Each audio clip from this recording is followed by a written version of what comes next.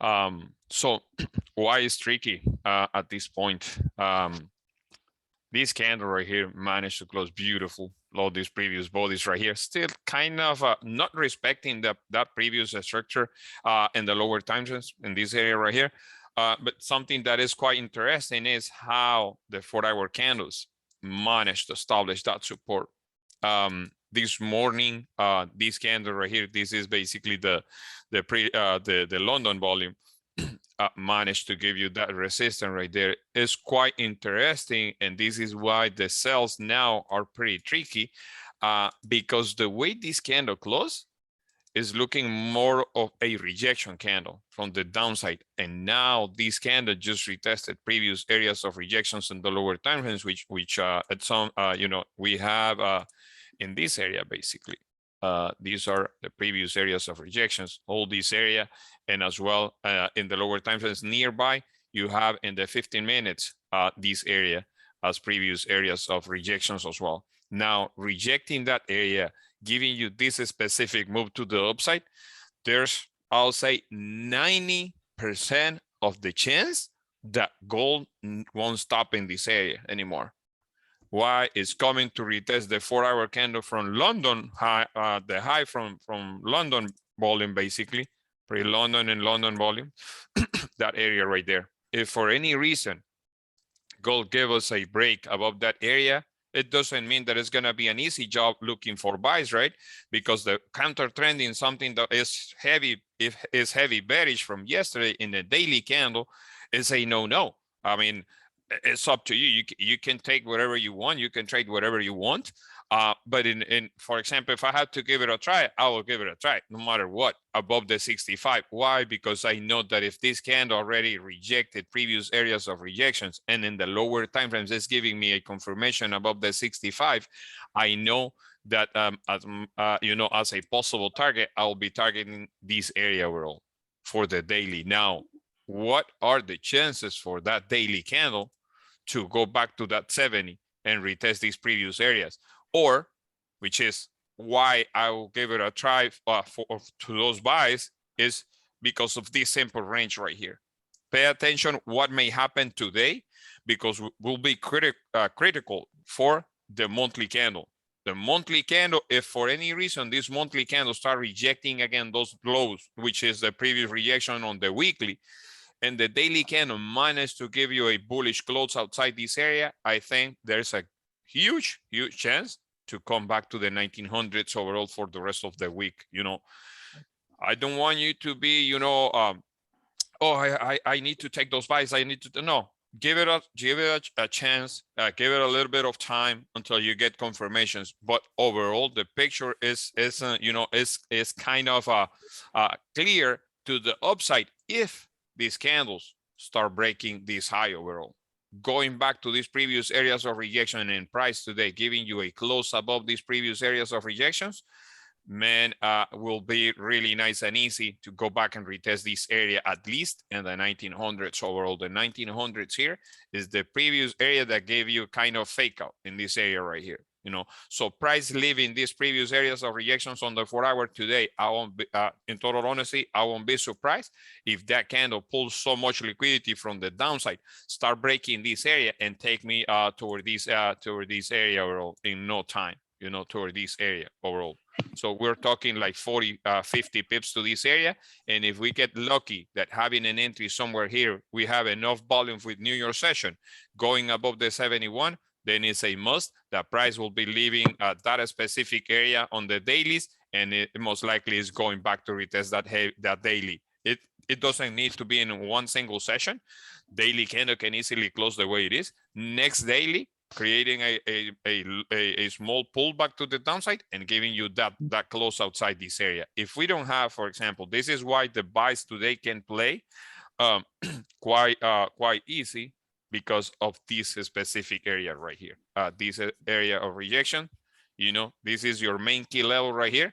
The top of that range, if you want to call it somehow, will be somewhere here, roughly the 74, 73 area. If that daily candle can do something like this today, and then the next daily candle can pull liquidity from there and taking a breather, I know this is the bigger picture right here.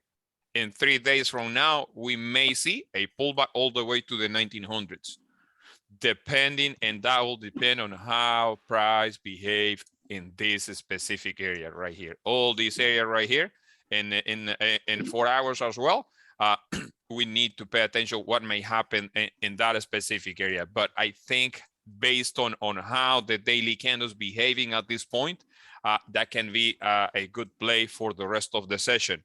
Bullish moves toward that 70 area, 72 area. Now, for a downside, which is a must, in my opinion, a must is going back for the 4 hour candles, going slowly but surely, going back to retest these lows. If for any reason later on we have rejections, fake outs from the 65 area, 66 area, or even lower than that, based on the 15 minutes or the 5 minutes, having rejections from this specific area, like price trying to break above this area and not giving you that specific move, and price closing below this area, we can easily look for that continuation. The safest confirmation and the safest way to consider those sells, if you're a cowboy, getting confirmations early in the session from this area, basically the pre-NYSE, we may see rejection from this area, then you can give it a try like a cowboy from here. But in my opinion, the safest sells will be below this area. Why? Because at that point, if this is a valid support, the moment price is closing below this area right here, if the 4 hour candle only have, let's say, 30 more minutes before the 4 hour candle close, if it's happening in the last 30 minutes before the 4 hour candle close, that 4 hour candle can easily go back, retest this support right here, and we're talking like 30 pips from this area. That can be really easy based on volume, based on market behavior, basically, because if prices is going back to retest this area, it's a must to retest this one and the continuation, because that's the way that the weekly and the monthly candles looking so far. But I think there's a huge chance for buys today, but we need price leaving this specific area, the 65 area, basically. Other than that, can be a tricky session if we don't wait for confirmations right here. Any questions? Any ideas where you guys are looking currently?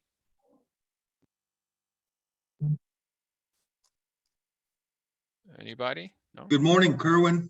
Morning, Michael. How are you, my brother? Live from Montreal fucking all, baby. Beautiful. I enjoy your knowledge, and I'm really enjoying the streams. I have nothing to say. I'm just listening and learning. Thank you so much. You're very welcome, my brother. Thank you. Thank you so much.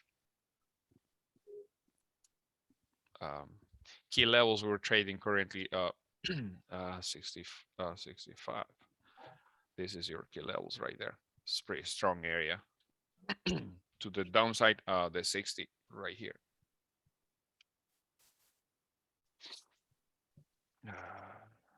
That area right there.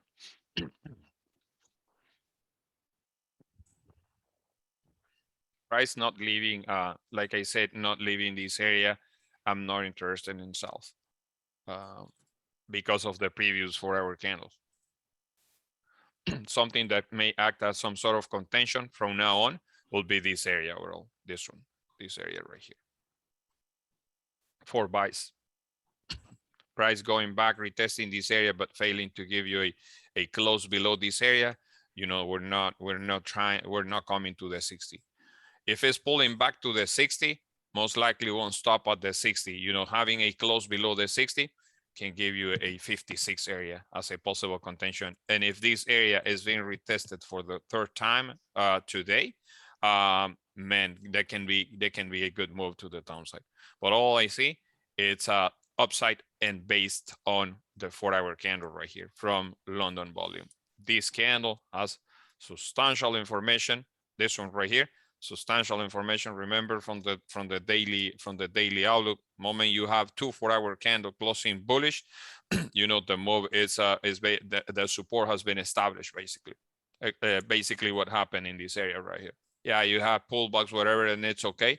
But as long the low of this candle hold pretty strong, because this is your confirmation. in the lower time frames happens exactly the same thing. You may have pullbacks to the confirmation candle, but failing to break that low means that it's going for the full range of trading, and the full range in this area right here on the 4 hours.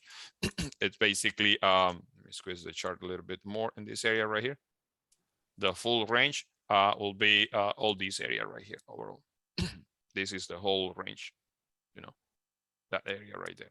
But let's say we don't have that that bullish pressure above the 1900s, but at least the 1900 is a good target overall for the weekly candle from now on, and that's only based on this specific support right here, and obviously the rejection that is happening from the weekly low.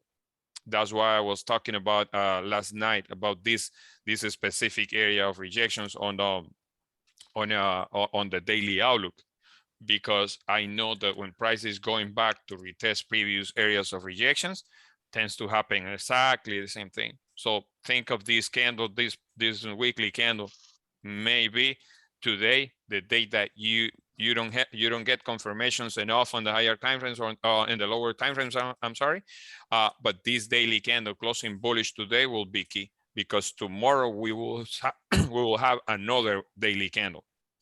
That will be really nice and easy waiting for tomorrow. But I think today we can easily give it a try above this previous rejection on the 4-hour candle right there. That can give you at least, that can give you in no time 20 pips to the upside. Really is stress-free. So in that sense, Kerwin, we got to wait a couple hours for the 4-hour to close, or do we just wait till it passes the 1865? I mean, New York session, New York open in 15 more minutes. Will give you the idea. For example, if New York session is giving you a retest to this area, the only thing you need to pay attention here is, you know, it's how these rejections are happening right there, slightly lower than the previous. But if New York volume gives you a higher push to this area right here, then coming back to this area, all this area right here is the area that price needs to hold for the rest of the session, basically the 62 area. Other than that, you know, closing below that 62 only means trouble going to the 60, and that can be, you know, really tough going to the 60. Now, if it's leaving that 60, most likely it's going to the 50, 56 area, somewhere here. So the best here, 90% of the 90% chances is a good trade. Here is more of a 50-50, you know, a 50% to the upside to these previous areas of rejection. Leaving this specific area, I'll say 80% of the chance. So those are the options that you have currently in the market. You know, having a break and close outside this area, pullback, it's okay to the low of the breakout candle most likely, and then a possible continuation to this area. That's 80%. Trading in this range is a no for me. Trading in this area right here is a higher probability, because at that point the daily candle already did a retest to the top of the range, and price not respecting this previous structure right here, it's going to retest you know, the nearest structure you may have, and you'll be surprised if price is trading below that 60 going to the 56, and most likely not stopping in that area of the 56 anymore. But based on the 4-hour candles, I still believe that we may have a bullish move on gold today, and you know, that will be ideal for the daily candle closing bullish. If the daily candle gives us a bullish close today, then tomorrow we already know that looking for results doesn't make sense anymore. And it's basically because it's coming, like I said, from a previous area of rejection on the weekly. The weekly can easily reject that area. The safest way to take anything smelling outside this 85 overall in a couple days from now can give you beautiful move to the 1900. So again, leaving that previous rejection on the that previous weekly high can give you, you know, 50 pips in no time. New York session, taking a breather at that point, that weekly candle pulling so much liquidity from there, rejecting this specific area, can take you to the 1900s in no time. Is anybody in any trade so far? Sales, buys? Let me know. I won't be roasting you. I just wanna get your idea. Hi, Kerwin, bro. Yeah. Yeah, I took a 8H4 fake out to the downside. Mm-hmm. And then when the candle, like 5 minutes candle, made a support and break the high. Mm-hmm. So that was the amazing trade just before a while ago. Oh, okay. For yeah, around Okay. 40 pips. Oh, okay, cool. That's nice. That's nice. Donnie, okay, Donnie says, do you think cowboy entries where we are now with stop loss about the 4-hour high is a good idea? No, it's a lot of risk. It's a lot of risk because New York volume most likely is going to retest the 65 in total honesty. The problem here is that if you, let's say you wanted to give it a try where the price is right now, you will need a stop loss somewhere here to give you a little bit of chance and time for that specific move to the upside. Now taking sells where the price is right now, you know, price where the price is right now can easily give you at least a fake out over this area toward this area overall. So it's not worth it. You know, it's not worth it because you still have this previous area of contention. Took buys on the break above this one right here. Oh, you took on the break of the big one, the big candle, that candle. Oh, nice, nice, nice. Yeah, beautiful. Yeah.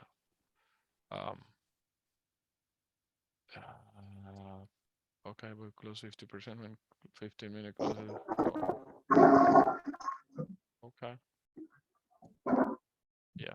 I did basically the same as you did. I mean, I was driving this morning, but basically I did you know, kind of the same.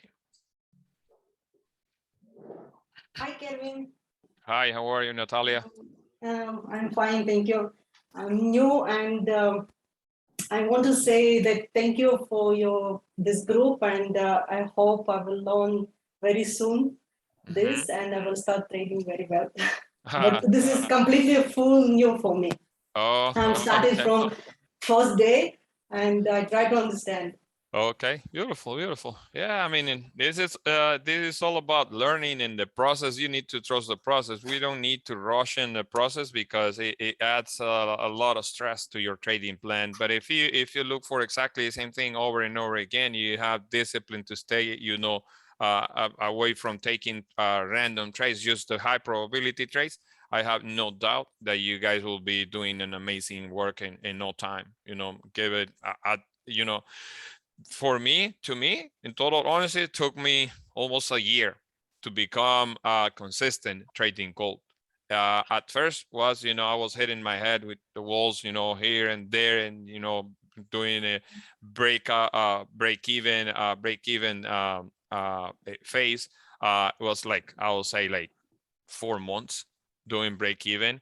And then little by little, I started to become picky. Before taking any position, it was only the high probability trade, and that gave me the ability to trade only, you know, most of the times only from 8:30 to 10 a.m. If I don't have a consistent move 8:30 to 9, which is the last 30 minutes before the 4-hour candle close, then at that point, you know, I'll be looking for a new 4-hour candle to give me that move. But, you know, it takes time. Yeah, and I wish I had a mentor, somebody that can teach me the right stuff, but sadly I didn't have that opportunity. So I wanted to build this group because of that specific reason. I want, you know, everybody to learn the easiest way to trade gold. I do take random trades here and there, like cowboy entries, but it's something that I won't be teaching you guys for now. We can leave that for later on. I do know, and I do have guys who trade like me currently. Eugene, Minibank, Kadir, Dennis, many of these guys, they take the trades because they already know what to do with those specific trade. If a trade is not playing out the way we want it, then we'll be closing ASAP. You know, but in total honesty, the easiest way to trade gold is at this time. You know, the from 8:30 to 9 is the easiest way to trade it. Hey, Kerwin. Hey man, how are you? Good, yourself? Good, brother. So there's an idea that I have, and I just want to share with you. So basically, at the 1865, is three things. It's the daily high, it's the London high, but it's also the Asian high. The 65, yes. Yeah. So right now, if we go to 1865 and we don't close above, like let's say you wait for 2 5-minute candles and we Mhm. reject, or we do a fake out and we close back under, Mhm. wouldn't that be a nice sell to the 1860 at least? Yes. Yeah. Something that Okay. can give you something, I mean, but you will need to wait for that push. Yes. Yeah. Yes. I wouldn't take it now, for sure not. No, exactly, no.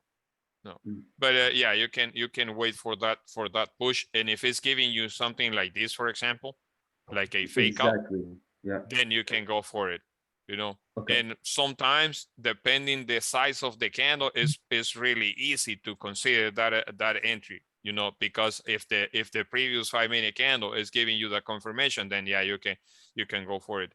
Remember what happened yesterday with NYSE, basically this candle right Mhm. here. This is the Mhm. NYSE trade that we took yesterday.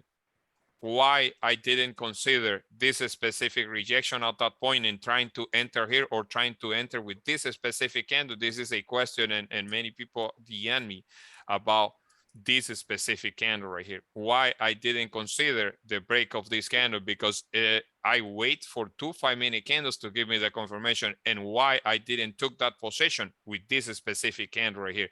And the simple reason is because at any given point when NYSE it's opening, in most cases, I will say 90% of the times, price will retest the previous candle, the 30-minute candle high or 30-minute candle low, before giving you that continuation. And having a candle looking like this, still pretty bearish. Now, bullish, I'm sorry.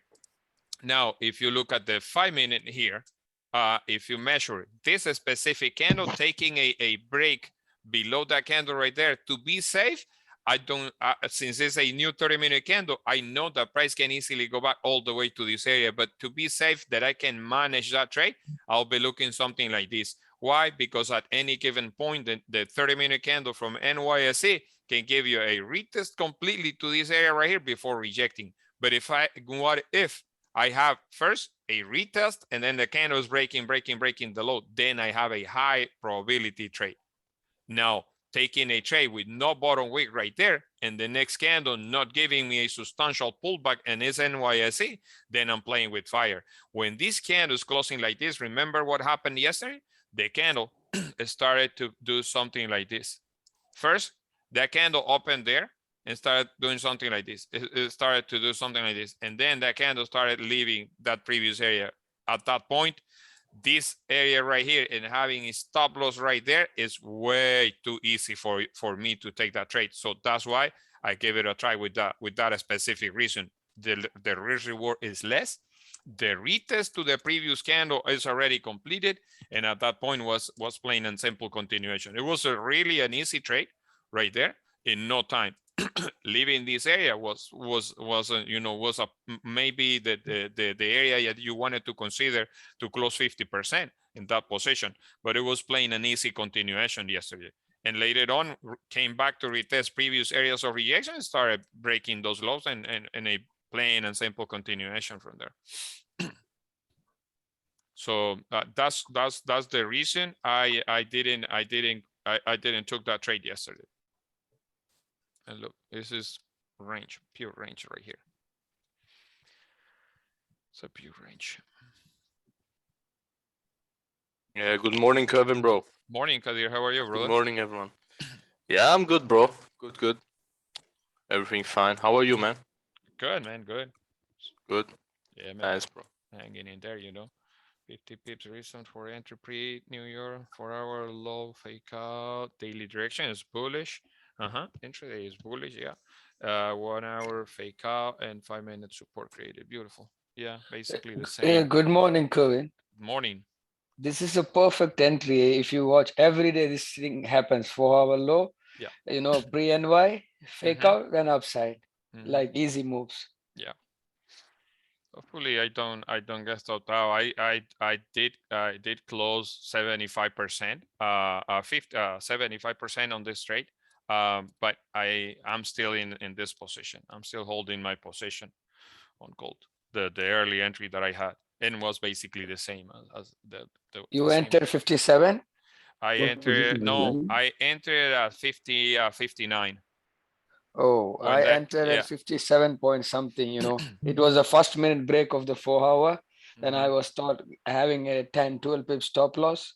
Look, I entered there when that candle gave me that push inside this previous area.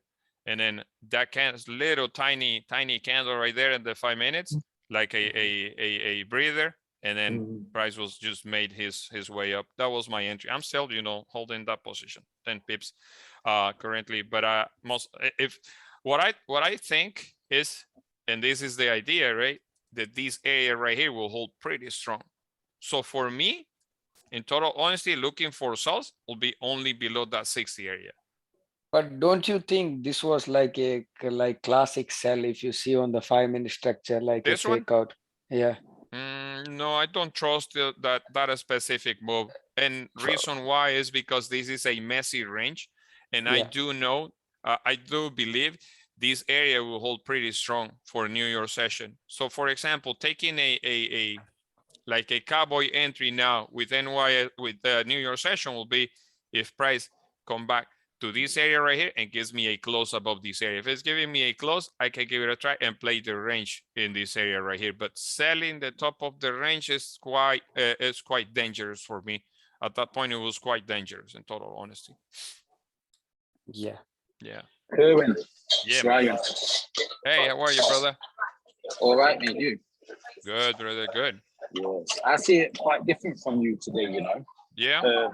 Yeah. If like I see, if you look at the weekly, like it's so bearish, and then when you flip to the daily's broke below like the 65, and this is just retesting it because every day this week.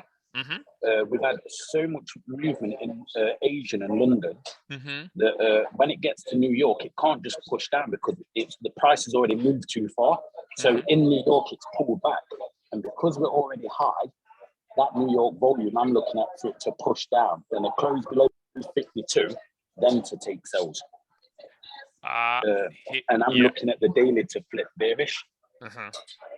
Yeah, if the daily flip bearish, you have a better chance. Now, this daily, in total honesty, based on what happened with the 4 hour candles here, support and confirmation of support, is really annoying. It can be really, really dangerous. Selling gold unless it's a quick move, not a big move like looking for 50 or 60 or 80 pips or maybe 100 pips. You have to be really, really careful selling gold today. And reason why is this area right here is the support for the previous weekly. And this area right here is doing exactly the same thing. So for me, selling at something that it can react heavy, strong as a support, it's not a good idea in total honesty. Selling these lows right here or selling somewhere here can be annoying at some point. For example, if you look at the 5 minute candles here, if you look at the 5 minutes, my options to the downside very limited in total honesty. To the downside, man, it can be a mess. The easiest way to take anything will be from this area to this area and be happy with it. Close ASAP, secure some, because going back to retest this whole support on the weeklies and which is really strong, can be annoying, can be pretty strong at that point. But I know that sales may make sense below this area. That's the reason that I'm still holding that position. But if I do see a break below these previous areas, I know that I can easily give it a try in this area right here, and then having a stop loss most likely somewhere there at the New York Open, basically. But other than that, no, man, it's dangerous. I will need a 5 minute candle closing below these previous areas right here. Kerwin, can you mute the other guys, bro? Maybe who are not talking. Okay, it's gone already. Okay. You know what I think, bro? I don't see 1850 taken out with this small liquidity. 65 is not enough for me. I can see this daily closing easily we had that previously, you know, something like this. Just a small candle, or the wick even bigger, you know, because the daily was so heavy bearish, you know, and we had that in the previous weeks earlier, bro, that when the daily was so heavy bearish, the next daily was some sort of a breather. And I think we can, with NY, this if we take the 65, we go to 70, 71. And from there, it's realistic for me that we, if we tap again to 50, most likely it will, we will take that out and go to the 40 or 30. Yeah, that may be. So Kerwin, here we basically, if we close back above the 1860, we can long, right? Like, yeah, this is the last frontier here. Yes, like, yes. We can long. Yeah, we can. I mean, something that we need to pay attention is how this candle will behave in these lows right here. All you want to see is quick drop, no more than this, and then the body of the candle closing below that area. Then these areas becoming your stop loss if you want to consider something to play the range. If it's breaking and closing, the body of the candle is breaking and closing below this area, then you need to adjust your bias because this is playing in a range. Then you will need trading below this area using this specific area as your stop loss. And obviously the 60 will be the area of contention if the move is to the downside. All I'm paying attention is how a form of fake out coming from the bottom area. Like for example, this candle in the last 30 seconds, rejecting those lows and closing above this area again. And at that point, this area right here, if it's doing that, this area is becoming your strong support for New Year session. NYSE can come back to this area, but this area will need to hold pretty strong for NYSE. Now, if it's giving you a break and close below this area, is a different story.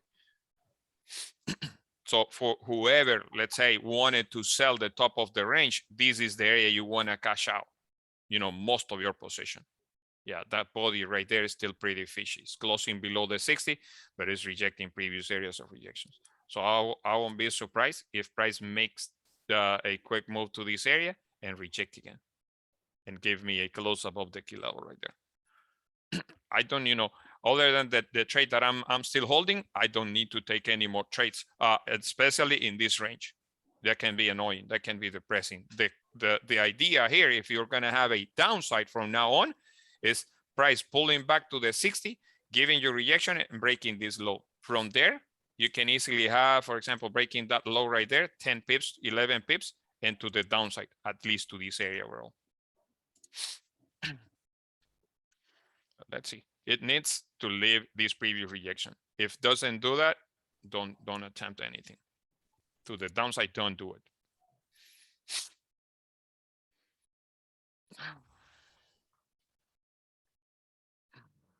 Also, this is pretty early in the session. It's only 8 a.m. I mean, 8:06. So we may see more moves later on. We don't need to stress about these moves right here.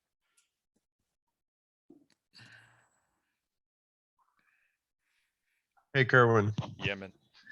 So I had a question. I know you said selling at the top of the range, you know, is very dangerous.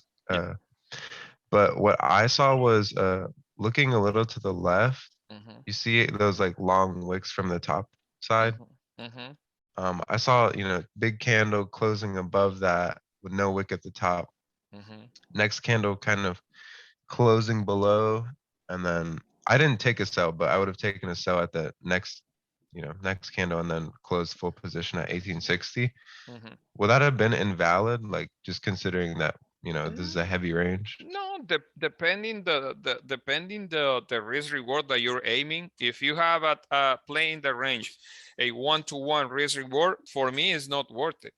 In total honesty, when I'm playing inside a range, I would love to have like a 1-to-2 at least, so I can close 50% in the middle of the range, and then closing the another 50% at the bottom of the range and let the rest run.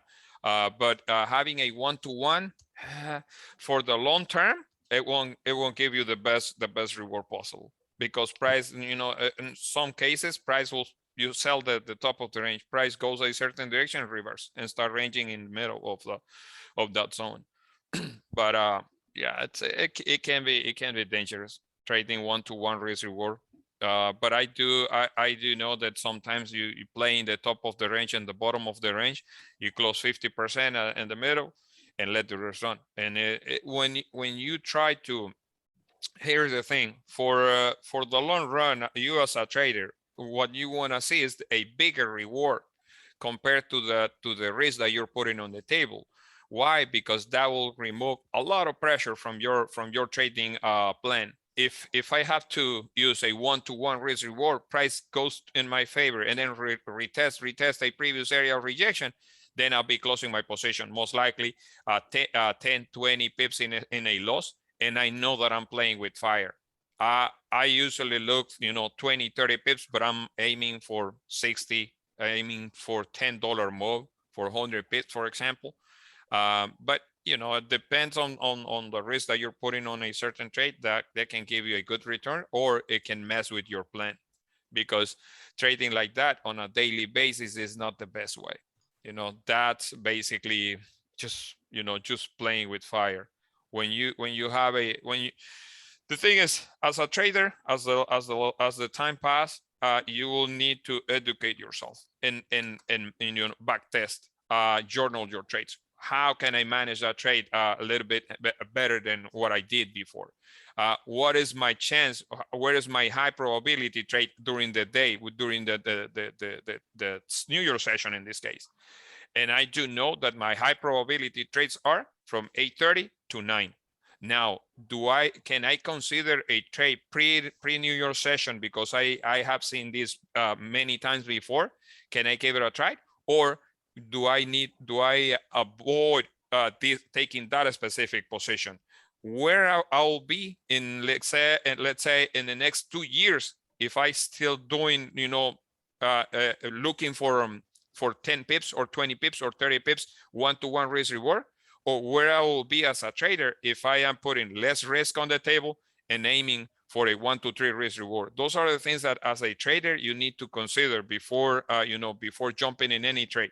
Before taking a position, first thing, my risk reward is worth it, or I'm just looking for 10, 20 pips and be done ASAP with that specific trade. Now, is that a good way to trade?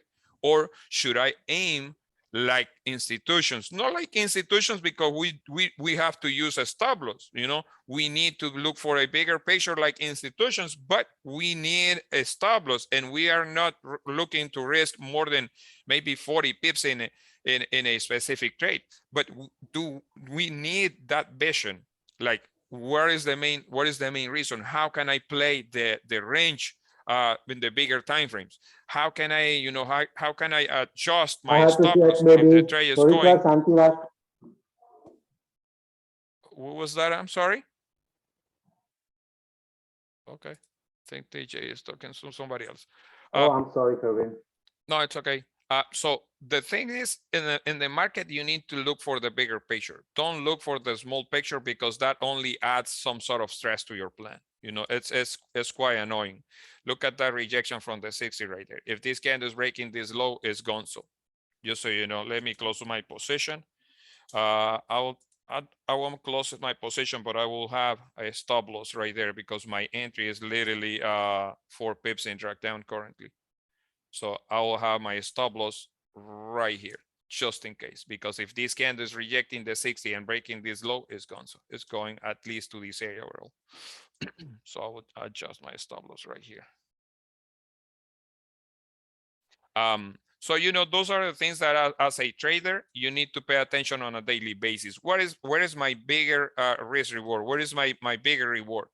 Where is my high probability trade? Where I am going with the daily candle? Where I'm going with the 4-hour candles? Can I play the 4-hour candle lows, or can I play the daily lows? Can I play with the buying the resistance on a daily? What are my options? Can I play the bottom of a daily candle? What are my options? Like, for example, playing at the 52 area for me can be hell of a risk.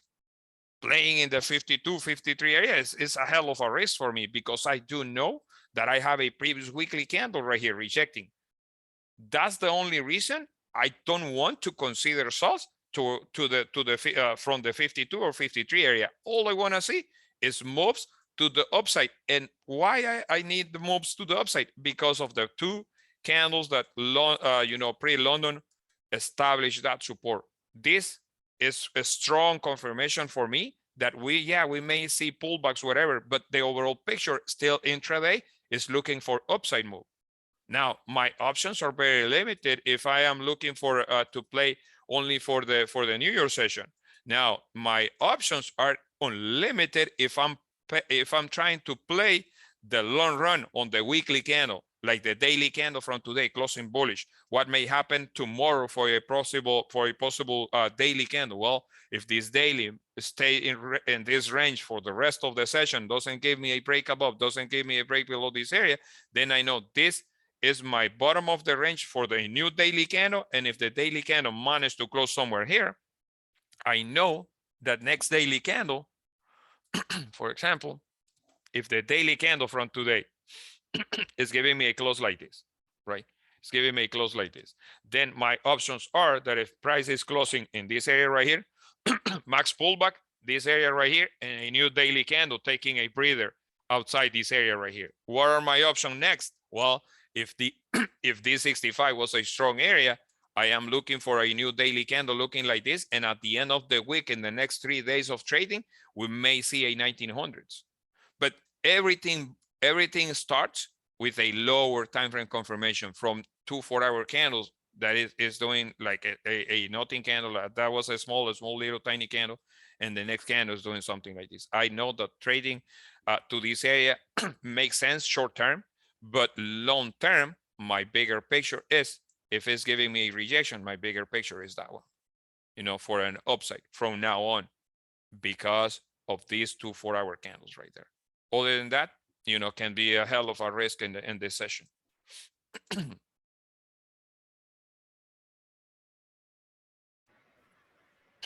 Yeah. See the candle not breaking that low.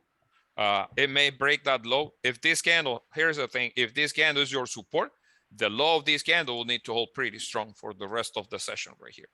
If not, this is only the 15-minute candle, the first 15-minute candle with New York session right here, and it's giving you that quite fishy retest to this area and kind of rejection. But I won't be surprised if price goes back, retest this low before the continuation. Breaking these highs overall, then it's going up, it's going to retest this area. But as long respect, this area right here is a dangerous area. Just pay attention what will happen in this area right here. That area right here.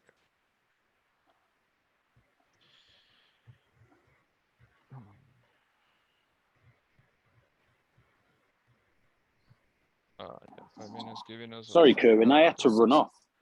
I said, I'm sorry, I had to run off. School was ringing, asking for authorization to consent to give my son the vaccine. Oh, wow. So I had to tell him where to go. Okay. I'm glad you did. Tell him, do one. He's 11 years old, he's fine. Hey, Kerwin, so in here, would you consider the entry on the flip of the 15 or above the break of the 15 high? I would consider at the break of the 15. It's safer. Okay. Yeah. I mean, I remember I'm still holding. It's like I enter it buy from this area, but I'm still holding for the simple reason that I would love to see that push. But like I said, this trade right here, the one that I'm holding, is only 25% from my original entry. I cash out 50 when price was in this area right here, and I cash out when this candle was reversing another. So basically I close 75 in this area. It's nothing crazy. It's only like 20 pips, whatever. But I do know, I do believe that we may see push again to the top of the range. My stop loss, in total honesty, is not even at this point, is not even 10 pips. It's basically 8, maybe less than 8. But the continuation to the upside makes sense. All I need is this 4-hour candle pulling that liquidity in the last 30 minutes and closing, breaking this area. My safest bias right here, my safest trade will be outside this candle right here, because outside this candle, I can full margin 20 pips in no time. Really easy to the 87, in my opinion. But at that point, this 4-hour candle will need to look a hell of a bullish candle. With this liquidity, after the retest is done to this area, man, to the upside, to the upside we go. There's no doubt. I mean, I don't have any doubt about it. That's why I am still holding this position. If I get stopped out because the daily candle, because the weekly candle, because the monthly candle is bearish, yeah, it's okay. The market can have it. I don't care at that point. I'll be looking for something else near to NYSE. But at this point, I have my lower time frame information, and this area right here is the area that needs to hold if the continuation is to the upside. If I'm wrong, which I can be wrong 20, 30, 40% of the times, I don't care how many times I'm wrong, but I will have idea.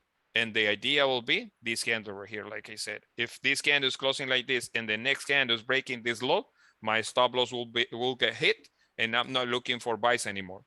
All I need is sit on my hands and see for a structure more pullbacks to the 60, giving me fake outs from the 60 and continuation to the downside. Other than that, no. Gotcha. Thank you. And it's okay to be wrong. I mean, I don't get stressed by being wrong. I'll be wrong plenty of time. It's not the first and it's not gonna be the last. But it's okay. Price action is the one. And market is always right. Kerwin, hey, hi. how are you? I'm good, Kerwin. Thank you. How are you? Good, Yanni. Good. Kerwin, I dropped a support in the current 4-hour candle.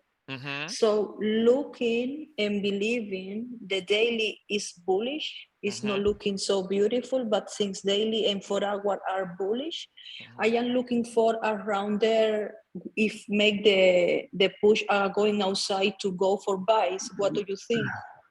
The push outside the 65?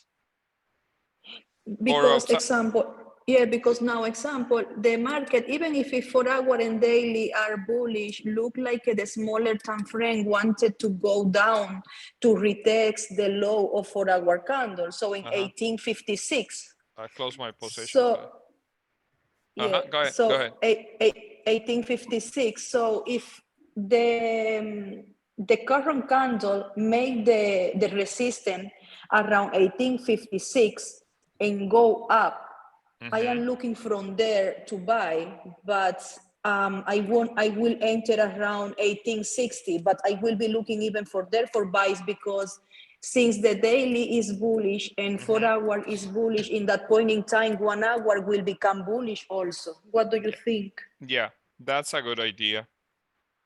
That's a good idea, yeah. Then if it's hit that's 1858 can be going down, because look like a going down, but since that price is 4-hour, previous 4-hour candle can be respected, and then for the next 30 minutes going up and retest the high. Yes. Yeah, that makes a lot Makes of sense. sense? Yeah, makes a lot of sense. That's well managed. Now, look, I close my position. Why? Because all you're getting is a fake out from here. I may not consider taking any more trades for the rest of the session until maybe the last 30 minutes before the 4-hour candle close. But now you have a high probability trade toward this area right here with this specific candle right here. You only need to pay attention to the clock right here. If in the next, let's say in the next 1 minute, that candle doesn't break below this area, be really careful, because it can give you rejection. Other than that, that's a good trade to the downside to retest the 56 right there. That right there, that trade right there. This is the easiest way to avoid being in a huge drag down right there. For me, leaving that specific candle, I know that it's heading downtown. Remember what I told you? If this candle right here, any candle that is breaking below this area, going back to this area right here, is a must that we may see this area right here. And at this point, the 4-hour candle is driving price really nice and easy to the downside. So this, from this area to this area, is a 90% chance for price to give you that continuation. Now, from this area overall, from this area right here, if you didn't have the ability to enter here, don't try, unless it's impulsive and maybe using a previous area of rejection as a possible stop loss somewhere here. price leaving this area, then it can give you, an option to the downside. Other than that, you need to be really, really careful here. The last 2 minutes of the 5-minute candle is when the worst thing that can happen. If in the next 2 minutes, instead of giving you a nasty rejection, whoever managed to enter in that trade, at this point, you can easily be looking for something like this in a stop loss right there. You don't need to risk it on top of this candle right here. The bearish pressure is there, and leaving this area only means that we're going at least to the 55. This one right here, to the 55. That's extra like 17 pips below that area. And the bearish pressure is there now. But until then, until this area right here, the bearish pressure was not there anymore. Now we're having that specific move. And that's pretty much it. See, what I do if I hold this position, no, because I have, price has to go bullish. The bias is simple. The bias is bullish still if price is respecting this area right here, but I don't have any business holding this massive drag down in here just because I want to marry the idea of this trade going to the upside. That's the easiest way. And look at that drop right there. Whoever took that trade, if anybody paid attention and whoever took that trade, secure some, let the rest run. Yeah, bro, as always, 820 did the job. Yeah. Yeah, that was the retest of the 15, bro, was beautiful. Like that was a no-brainer at that point. 15 teased you like that 5 breaking the high. Yeah. Teased you that it's gonna break the high of the 15. Yeah. But then closing back below 60, bro, was a no-brainer. The moment this candle give you that kind of form of fake out there, man, and rejecting this, basically this is the highest point, and the rejection areas right here on the 15 minutes. This area right here is that the area that is full of rejections. So price not taking that breather outside that area. That's why taking the position when the candle is just flipping bullish doesn't make sense. The moment the candle is leaving that high over there, then makes sense. And this candle right here didn't have the ability to break above these previous rejections on the 15. Closing below the key level then gives you plenty of information there. Yeah. Hey, Kerwin. Hey, how are you, brother? How are you? I'm Good, good. Mo. How are you doing? How's your family doing? Good, brother. Good. Everybody's okay. Thanks for asking. Yeah. I was just listening, and I kind of noticed like you didn't mention what you are used to mention, the 4-hour the London low right here. You're used to like wait for like a 5-minute at minimum a 5-minute close for you to go against the to continue on the direction. But you were more focused about this than this, and also on this range. Yeah. And I was wondering like why, or is it like a fixed rule, or is just because today we have like very choppy price action, and London candle didn't do much to me. The London candle, since it stayed within Asian range, to be clear, it didn't do much to give us like that rule of following the London candle, because if you can see, like this is a very big Asian candle. We have like a big movement on Asian candle, and London basically stayed within. So how do you approach this example, and the 5-minute, as I said, the 5-minute close, as you are used to teach the 5-minute close on the borders of London candle? That's a good question. Usually when you have obviously what you need to pay attention on a daily basis is the daily, because the weekly, we all know that the weekly is hell of a bearish candle. Now the candle that you need to pay attention on a daily basis is the daily. What is the daily doing? Rejecting previous areas of rejection, maybe giving you a support for the continuation to the upside from these areas right here. If you are a swing trader, the easiest way will be looking for buys with this candle right here, having something like this, aiming for above the 1900s overall. You will have plenty of time to secure something at the 1900s and along the way. Now the 4-hour candles from is in session. Support. This is like a nothing candle, and this is your support candle. Beautiful candle engulfing this previous volume right here when from New York session. This candle right here, the way that I see this candle is just a plain and simple breather for that continuation to the upside. Why a simple breather? Because this candle right here have a longer wick to the downside. The tricky part right here is why this candle in the 4-hour hasn't break above the 4-hour candle from London. But every time that price is trading at a specific level, it will need liquidity. Who's gonna pull the liquidity?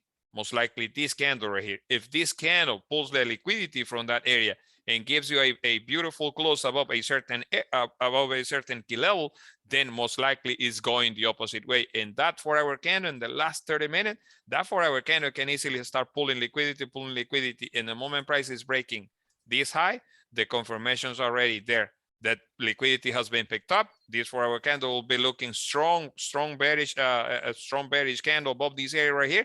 And at that point, you know that these lows right here, you're not gonna be able to see it. It's pretty tricky because the range that we're playing in the lower time frames here, where is the range that you're playing in the lower time frames? Basically this area overall, this is your range.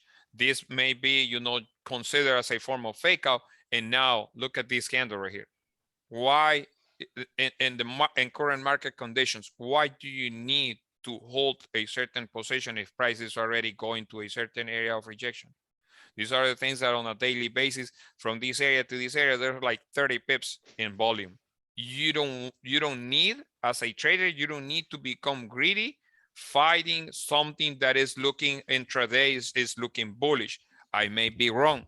You know, price can go back to the 60 and fail to give you a close above the 60 and giving you rejections again and trading inside this range.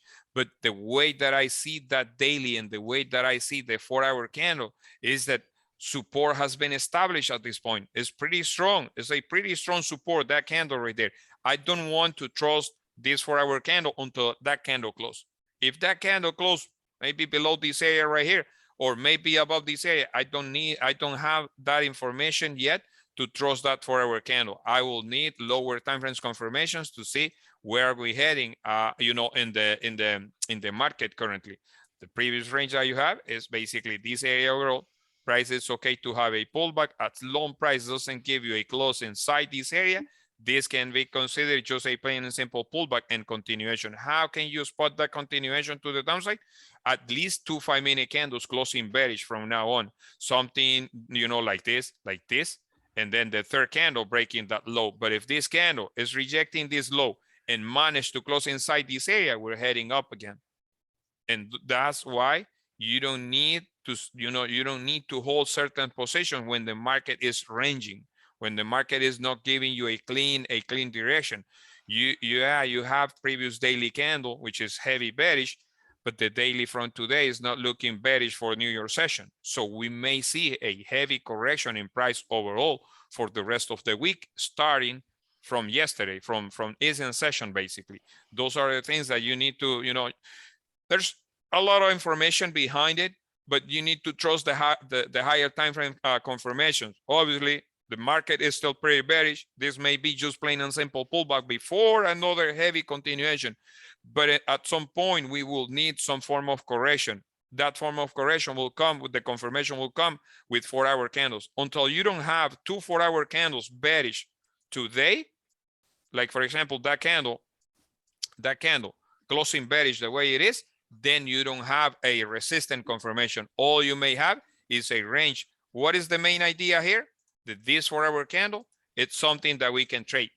Now, in your ability as a trader, have you ever back tested that trading inside a range like this is good for you, or you rather want to stay out from taking any position?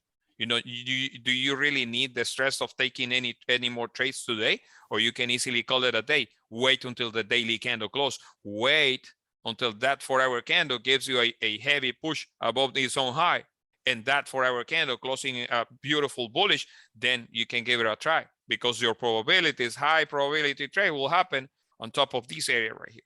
Trading inside this area, just playing inside a range, and you need to be really happy if you get 20, 30 pips here and there. And that's pretty much it. Don't think it's going to be an easy job, because price can easily start, you know, just ranging, giving you random moves to the upside, random moves to the downside, and, you know, just having you there for a long period of time. That's why you need to be really careful. Since this morning, when I saw those that specific range, I knew the price can easily can be tricky today. Why? Because in the lower time frames here, you have confirmations to look for upside. This rejection right here is the only one that kind of worries me a little bit. This one right here, but I do know that if the daily candle managed to close and break above this area right here, next daily candle will give me plenty of information. It will give me, man, you'll be surprised waiting for a daily candle support at the bottom of the range, how many options you have trading based on that daily candle. It's unlimited amount of information that you're getting on a bullish candle trading at support. It's massive. It's massive information. The thing is that as retail traders and as newbies, as unexperienced trader, we think that every day is the same day in the market. No, market behave the same, but some days you have limited amount of information, and you have limited amounts of pips to make that a specific morning. We know, you know, the main picture that I'm always looking is 1 to 3, risking 30 pips to get 100. Why? Because at the 1 to 1, I will be securing 50%. 1 to 2, I'll be securing another 50% and let the rest run. In some cases, if price is reaching a certain area of rejection, I'll be securing almost everything, you know, and let the rest run just for fun. But trading, for example, taking that trade, going to this area right here and getting that target, be done. Be done. You don't need any more at that point. But today is really tricky based on the 4-hour candle, on the current 4-hour candle, not the 4-hour candle from London. There's no doubt this candle right here is looking more like a rejection candle, like a liquidity candle. The problem is this one right here, this still respecting this high. But if this candle managed to break that high, its own high, man, it's a must to retest this area right here and a possible continuation. That will be beautiful to see today. A beautiful bullish candle closing above the 67 at least.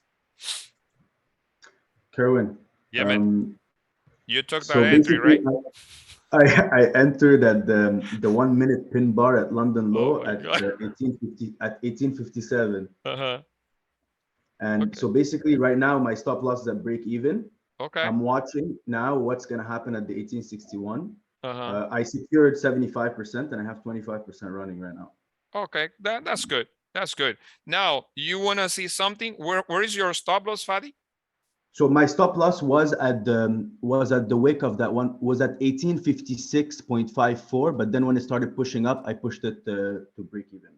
Okay. Okay. Now pay attention because to we were this. at the London low and we rejected with that pin bar candle. So I'm like, okay, well that's my fake out, and I entered. Okay. Long. Okay. Cool. Pay attention to this.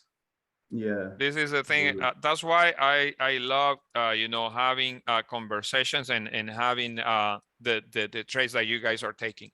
Pay attention to this, because if price is going up, this candle right here, this candle low, needs to be respected.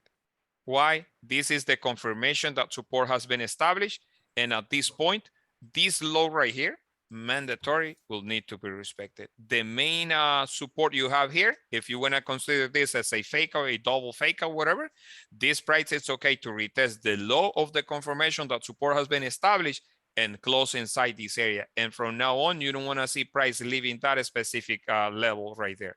If it's leaving that level, then that means it's getting another rejection from the key level right there, and the double top, the 15-minute candle just got a retest to the top of that 15-minute, and it's becoming danger at that point. But if you want to believe that this is not a rejection from the 15-minute candle, this baby right here needs to respect your confirmation that support has been established. This one right here. That's an extra change from that area right there. Right. So if you're, I don't know if your stop loss, where is your stop loss currently? Right now is at my entry at 1857.3. Oh, 1857.3. Yeah. That's my stop loss, Oh, which is then my entry. yeah, you're quite safe at that point. You're quite safe.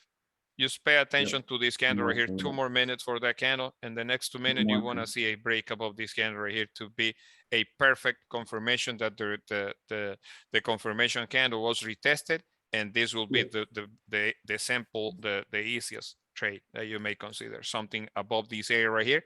You only need to pay attention what may happen at the 61, and it's gonzo. Yep. Yeah. Thanks. That's the trade you may consider. For example, if something, you know, looking whoever, if it's worth it for you, you will tell me. You know, you tell me if it's worth it for you to trade something like this, or you want to wait something like this and then look for a smaller candle in this area right here. But the main idea here is that the confirmation of support has been established, has been retested, and the moment price is breaking the high is because it's going to retest the top of the range. And if you get lucky and the 4-hour candle in the next 15 minutes manage to close above this area, then you have a better reward at that point. Yep. Yeah. Yeah. See why price action is really important. You know, I mean, on a daily basis, these are the things that you need to pay attention. Yeah, this is a shitty day. Go ahead, Kadir. Sorry. Yeah, we have to play the range, bro. Basically, Yeah. it's we have no other choice. I don't think that we will get a $10 move today. It doesn't look like it. Otherwise, we get a surprising volume with NYC. If you can catch, if you can catch here and there 20, 30 pips, you know, here and there, and be done with 2-3 trades in a day, that's it. Don't look for, I mean, I know, I mean, my gut, let's say, I don't want to see my experience. My experience says that if this candle reject these lows and manage to close above the 62, 63 area, a new candle, max pullback, this area again, and breaking this high will be a beautiful move to the upside. Daily candle, still looking Gucci. Daily candles looking Gucci. Every time that a daily candle closes as a support at areas of rejection from weeklies, man, it's beautiful to trade those areas. But you know, it is what it is. Sometimes it's a little bit riskier, and some others is easier. But that's the thing. Yeah, bro, it's yeah. Go ahead, bro. Go ahead. No, sorry. No, that from now on, just pay attention what may happen at the bottom of this range, or pay attention what may happen at the top of these rejections on the 15, because it looks like the 15-minute candle is taking that breather outside this rejection, so can take you to the top of the range in no time. Yeah. Just, you know, just enjoy. And in total honesty, whoever is new to the channel, you don't need to be taking trades here and there every morning. No, just pay attention. Have a book, have a notebook, take notes. Oh, this candle is doing this. What is the options in this candle? If this candle reject a confirmation of support, then that means that the move is to the upside. If that candle is breaking and closing above a 15-minute candle area of rejection, then that means that the continuation is there. All those little tiny details, write those things in your book, because that will give you enough information if you don't need to stay here in the next month, in a couple months from now, but you are getting all that information at once. I'm doing this for you guys. I'm not doing this for YouTube. I'm not paying attention who's saying, oh, you're the best, oh, you're here, no.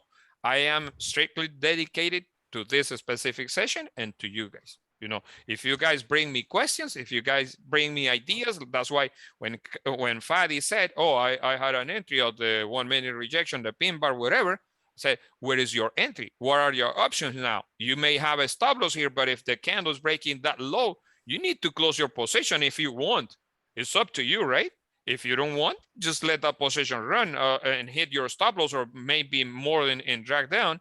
But if this candle is respecting this specific low, there's no doubt that this was a pullback to the previous candle, which is the confirmation that support has been established.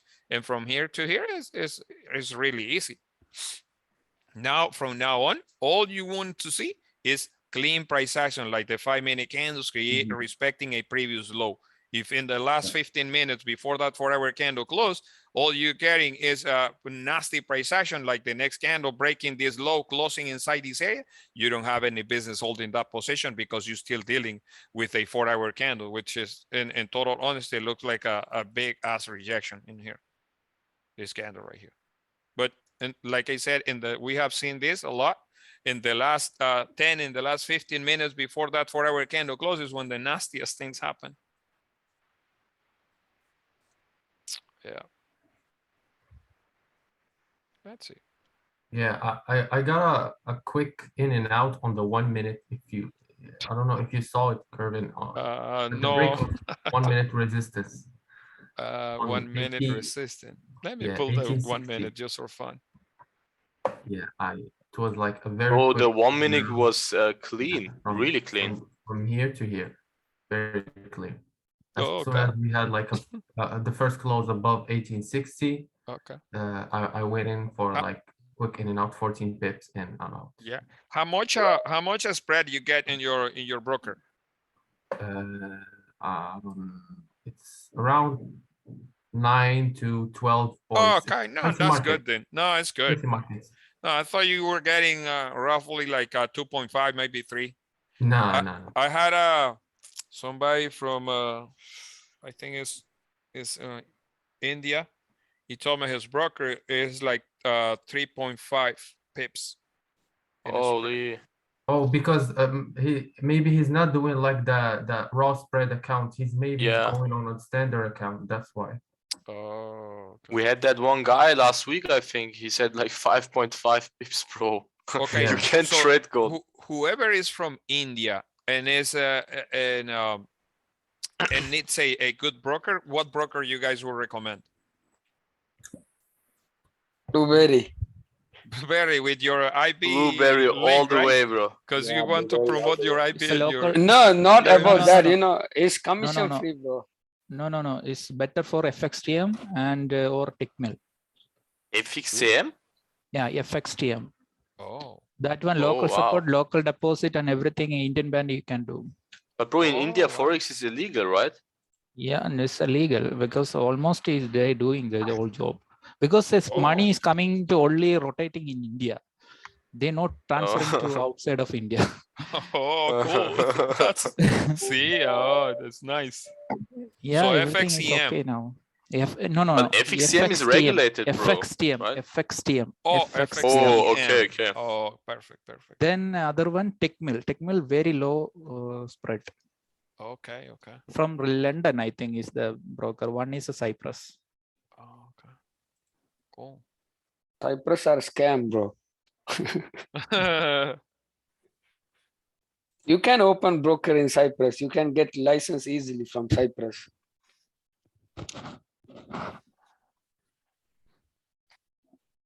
Hey, Kevin. Hey, how are you, Zan? I'm good. I use IC Markets, Kevin. I'm using this since 4 years, and I've not got any issues. The only thing is that depositing, you need to have a Skrill account or Netella, so you can't directly deposit through your debit or credit card. So that is the only issue. Otherwise, the spread wise and everything is totally fine. Spread on IC markets is amazing, bro. Yeah. Like almost like Blueberry. Yeah, I see. I heard good things about IC. But they don't entertain US citizens. This is the problem. Yeah. US and Canada Yeah. citizens, they're blocked. Yeah. But you have commission on gold, right? Yeah. What? You have to pay commission on gold. Yeah, we have to. On every broker, bro. Blueberry is the only one where you don't pay. Yeah, the only one who doesn't pay commission is Mini banks. I also don't pay from now on, bro. I'm Yeah, I very switched grateful to, for Mini for that. Yeah, I switched to Blueberry Market long time ago. When Vinny told me about that, and yeah, it's 1 pip, 1.2 pip spread, and then no commission. Only for on gold, bro. I think. Yeah, on Pro account. Yeah. Okay. Before we continue, whoever took trades from these areas, wherever you enter, secure some and have a decent stop loss in this area right here. You don't want after this close, after this candle close, you don't want, in total honesty, price trading below these previous rejections right here. All you want to see is a plain and simple continuation, steady continuation, at least until the 4-hour candle close. In the last 5 minutes before that 4-hour candle closed, look at the 4-hour, how the 4-hour candle is behaving. The worst thing that can happen here that you're risking the entire position and that price goes back and take your position out. But in total honesty, this 4-hour candle have a huge chance to close with the body at least at the 63 area. So from there is like 10 pips. Now don't risk it too much or leave everything on the table, because this 4-hour candle as well can go to the 63, can easily reverse and close below that 62. And you don't want price closing below these previous reactions from now. This area right here is your heaviest contention area for that 4-hour candle. Let me delete this range right here. We don't need this range anymore. This one right here. We don't need that range. We need to see clean price action to the upside. Right there, the spare change is up to this area. This is full of rejections and the lower time frames, higher time frames as well. And from now on, we may see an easy move to the upside. If you want to consider add more entries, wait until price is leaving these previous areas of rejections. The 4-hour candle from London volume basically is this baby right here. So price leaving that specific rejection can give you options to the upside. You just don't need to hold that entire position to retest this area. You can easily close some. Whatever you secure from this area will give you the ability to add that specific amount and risk in this specific area if we have confirmations. I won't be surprised if all of a sudden there's a random news, a random fundamental, a random headline going on in the market and taking a blast above this area right here.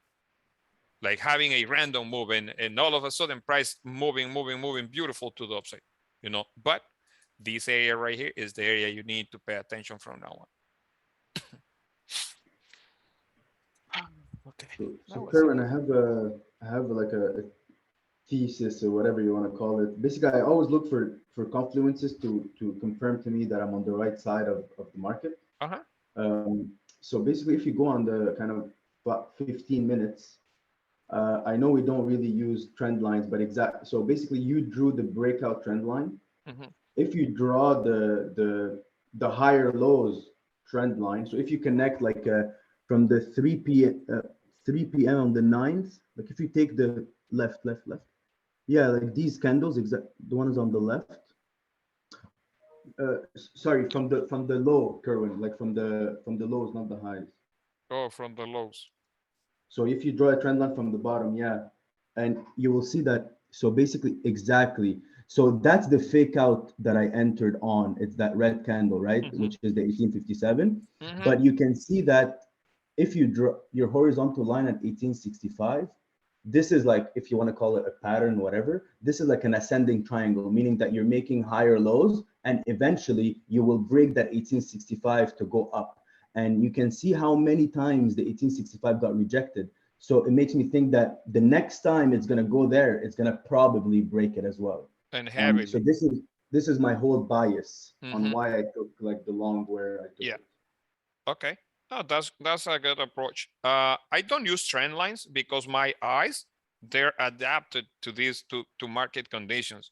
But I do see slightly lower rejection. So I know that I'm trading in a dangerous zone, right? Correct. Now, I do know that if based on price action, if a 4-hour candle is giving me massive rejections, I do know where my previous rejections are. And it's basically this area overall. That's why all I want to see is price respecting this specific area, the 61, the 60.50 or 61 area, and then giving me a steady continuation. Like I said, I have seen this a lot of times, and I won't be surprised if gold all of a sudden, a new 4-hour candle just take a massive move to the upside, and you'll be like, how?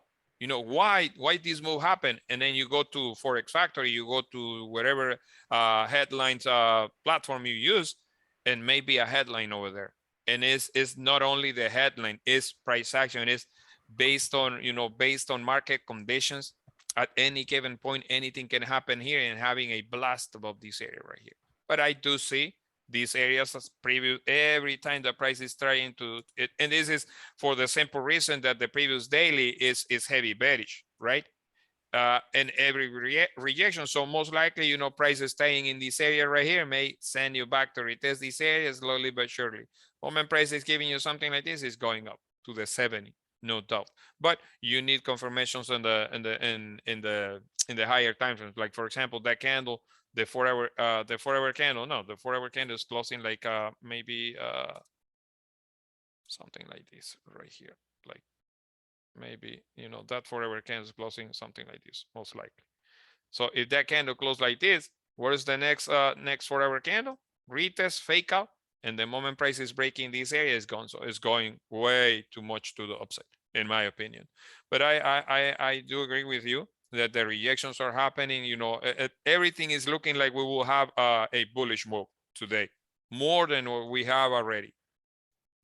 Depending how price behave in these previous rejections, then you know you may decide to enter again or to close your positions.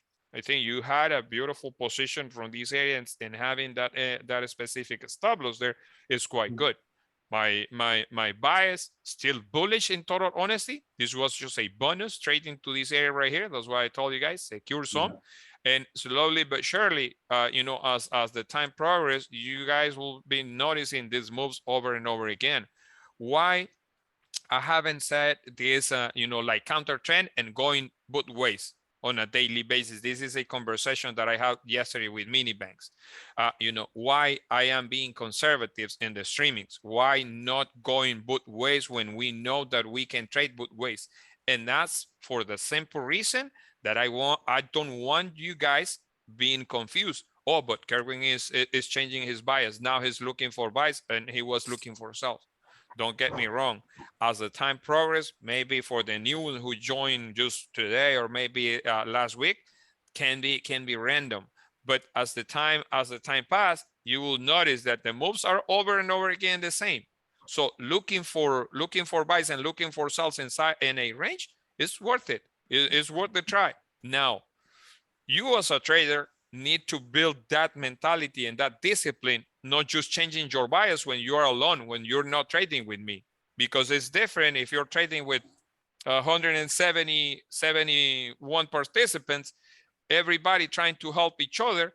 Then when you're trading alone, maybe it's in session, random moves, you know, and you can easily get confused. Oh, but Kerwin told me that if the candle doesn't break the low, I can go for buys. Oh, but Kerwin told me that if the candle is breaking the low, I can go for sells. No, it's different. It's a different approach. And as a trader, you need to have a predetermined bias for your consistency in the market. You need to have a predetermined bias. From this morning, saw the daily candle. Okay, the daily candle is looking bullish. What are my options with that daily candle? Why?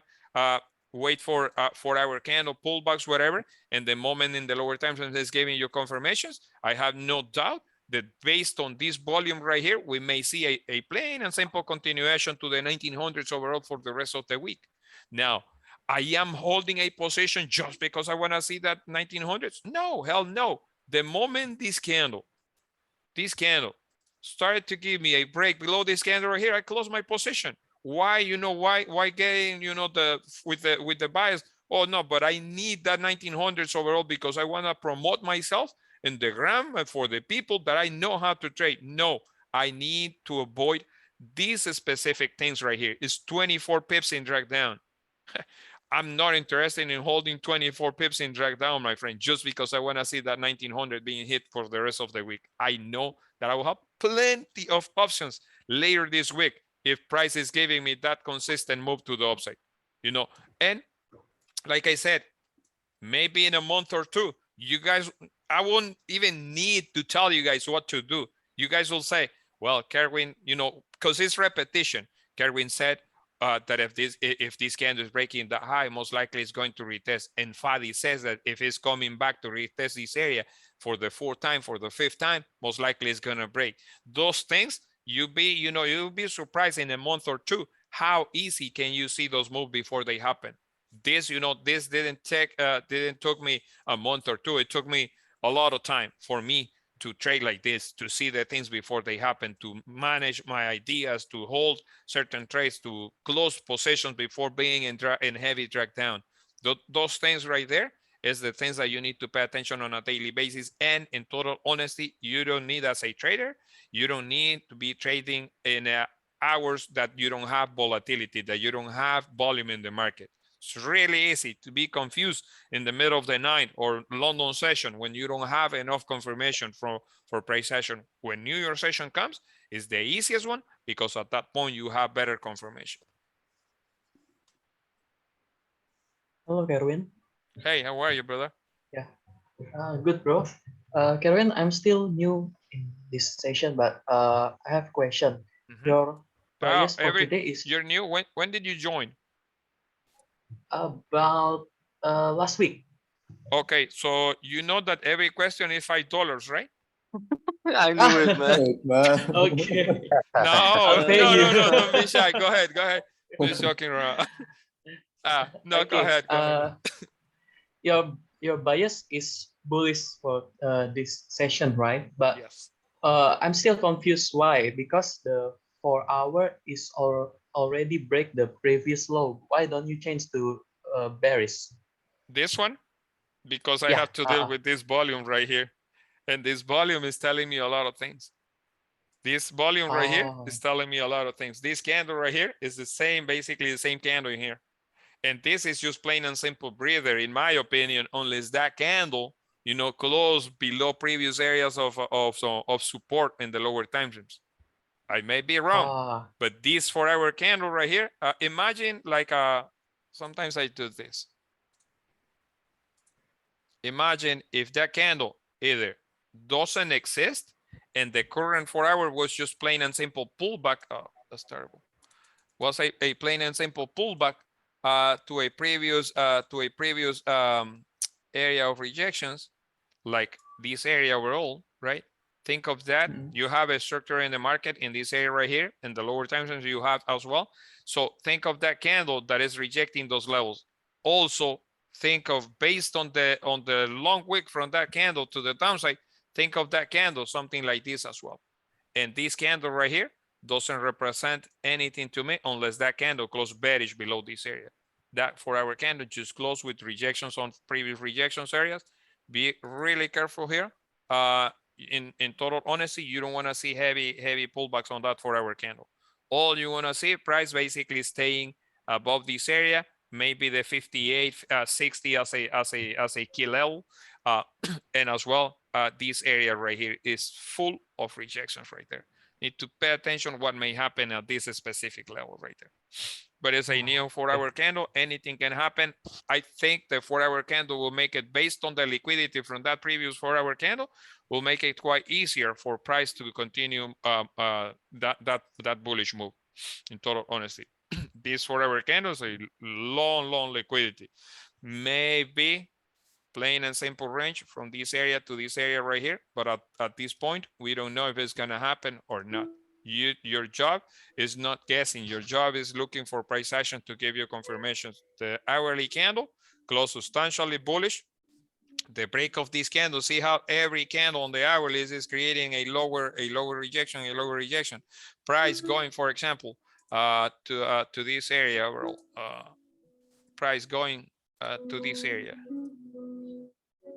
and not giving you that break outside that area, you don't have that bullish move that we want for a long run outside this area right here. The heaviest one is this area right here, which is the London rejection. But my bias is bullish for the simple reason of this 4-hour candle right here. I know the pullback makes sense, but the continuation makes sense. And that 4-hour candle is not inside a range. That 4-hour candle is trading at a specific rejection area on a weekly candle. Like this weekly candle right here is happening in exactly the same area. So I know based on experience, if price is going to this area right here and rejecting that 50, this weekly candle can easily hold support at the 50s as well and giving me that continuation to the upside. I see. Okay. Thank you, Kerwin. No problem, man. Hey, Kerwin. Hey, how are you, brother? I'm doing good, man. I'm new on here too. I've been on here for like a week now. I know we and you talked through email. Give me. I'm not sure if you are the ones with the lot of noise. Can you repeat that or talk a little bit louder? Can you hear me, Carmen? Yeah, kind of. Yeah. Yeah, I'm fairly new on here. I've been on here for a week. I joined, and you can hear me good? Yes. What I've noticed, getting in, being in the group is really on the like the 4-hour time frame before the session starts for New York, and then also looking on the daily for daily bias. I think the hardest thing that I'm having issues with is prior trading before I join the group is really you know, being very open-minded and changing my thought process on how I break down charts and stuff. I think that's the hardest thing, and I'm just being honest, because people that come here, that have prior experiences with trading is really just being very open-minded and forgetting the way your views on how prior ways that you looked at the market. Also, I've been going through the Google Drive a lot, just going through, looking at a lot of stuff, taking a lot of notes. Over the weekend, I watched the video that you did for like 3 hours. So really just paying attention to you, Mini Bakes, other people that are more experienced in the group. And I just want to let you guys know that you guys give the new people on here a lot of value, and just really just coming in every day, paper trading a lot of things, and just being very open-minded. And just for me, I've been paying very close attention to the daily and then the 4-hour areas with gold. Okay. Okay. Yeah. I mean, first of all, thank you so much for joining and for having the time to speak. Now, I will suggest you, paper trade. If you don't feel comfortable of taking some of the trades, just paper trade. Don't do anything with the real account until you have that kind of confidence or you have seen that move over and over again. Something that I will highly recommend, it's going over the videos. Even though some of the weekly outlooks there, I had to remove most of them because there, it's way too much information, information in those in the drive. And we don't need to see basically weekly outlooks that were from years prior to the current date. Market behavior change from time to time. I will say every 4 months you will see market behavior changing. But I do have material there that if you go, you don't need to watch because it can be overwhelming. Those videos 3 hours long, 2 hours long. I do those long webinars because I'm passionate about it. And in total honesty, I don't feel when time is going by. So it can pass 5, 6 hours, 7 hours sometimes. And I know that can be overwhelming, process all that information at once. So I will recommend anybody, in the group, go over the videos, watch 1 hour, watch 30 minutes, take notes. Watch the next 30 minutes, take a break, because if you're trying to digest everything at once, it can be a pain. I know it can be a pain because it's way too much information in those 3 hours of a video. But I highly recommend going on those videos. I do have another video, which is a second instructor and all stuff. If you really need that video, feel free to reach out. I won't be able to put that video on my G Drive, whatever, because it's from previous group. And I do respect that. I won't be, having that, even though I am the one who did the heavy lifting in that video. But if you require that video, I may, I will consider to give it some members access to that specific video. But most of the people here in this group, they come from that other group, so they already know what I'm talking about. They already have access to it. Maybe maybe 30, 40, maybe 70 students from here don't have access to that video. So feel free to reach out. I'll place that specific video apart in a different folder, and I will give you guys access, because it's valuable information. I mean, in that specific video, there's a lot of information there. So just let me know. You know, you don't just DM me and just give me your in the DM. Just let me know. I'm new. I need to see the other video, and give me the email that you want to use for that video. I do have one more question. I know you said from 8:30 to 9:30 is where the most volume is. Yeah. Like the last week, I've really been paying attention to price. What advice would you give when you see areas that are breaking versus like waiting for candles to close or doing an impulse entry? What would you say the best advice would be for entry techniques? I know you're going to say back test, but just no. Yeah, I mean, back testing is always good. But for example, the impulsive moves, if you have a bullish candle from a previous daily and you're trading this specific area, impulsive entry 80-90% of the times will work in this area for the impulsive move. When price is bullish, don't try to do impulsives to the downside unless you know where is the option nearby. Like you need to pay attention to the left hand side. If you have rejections on the lower time frames right there, you know that a price is leaving that specific area from this area, for example. From this area. Let me delete all this information here. Because this is a good question. It is a question that I always I get DMs on Instagram as well. How can I avoid taking, being in a ending in a fake out?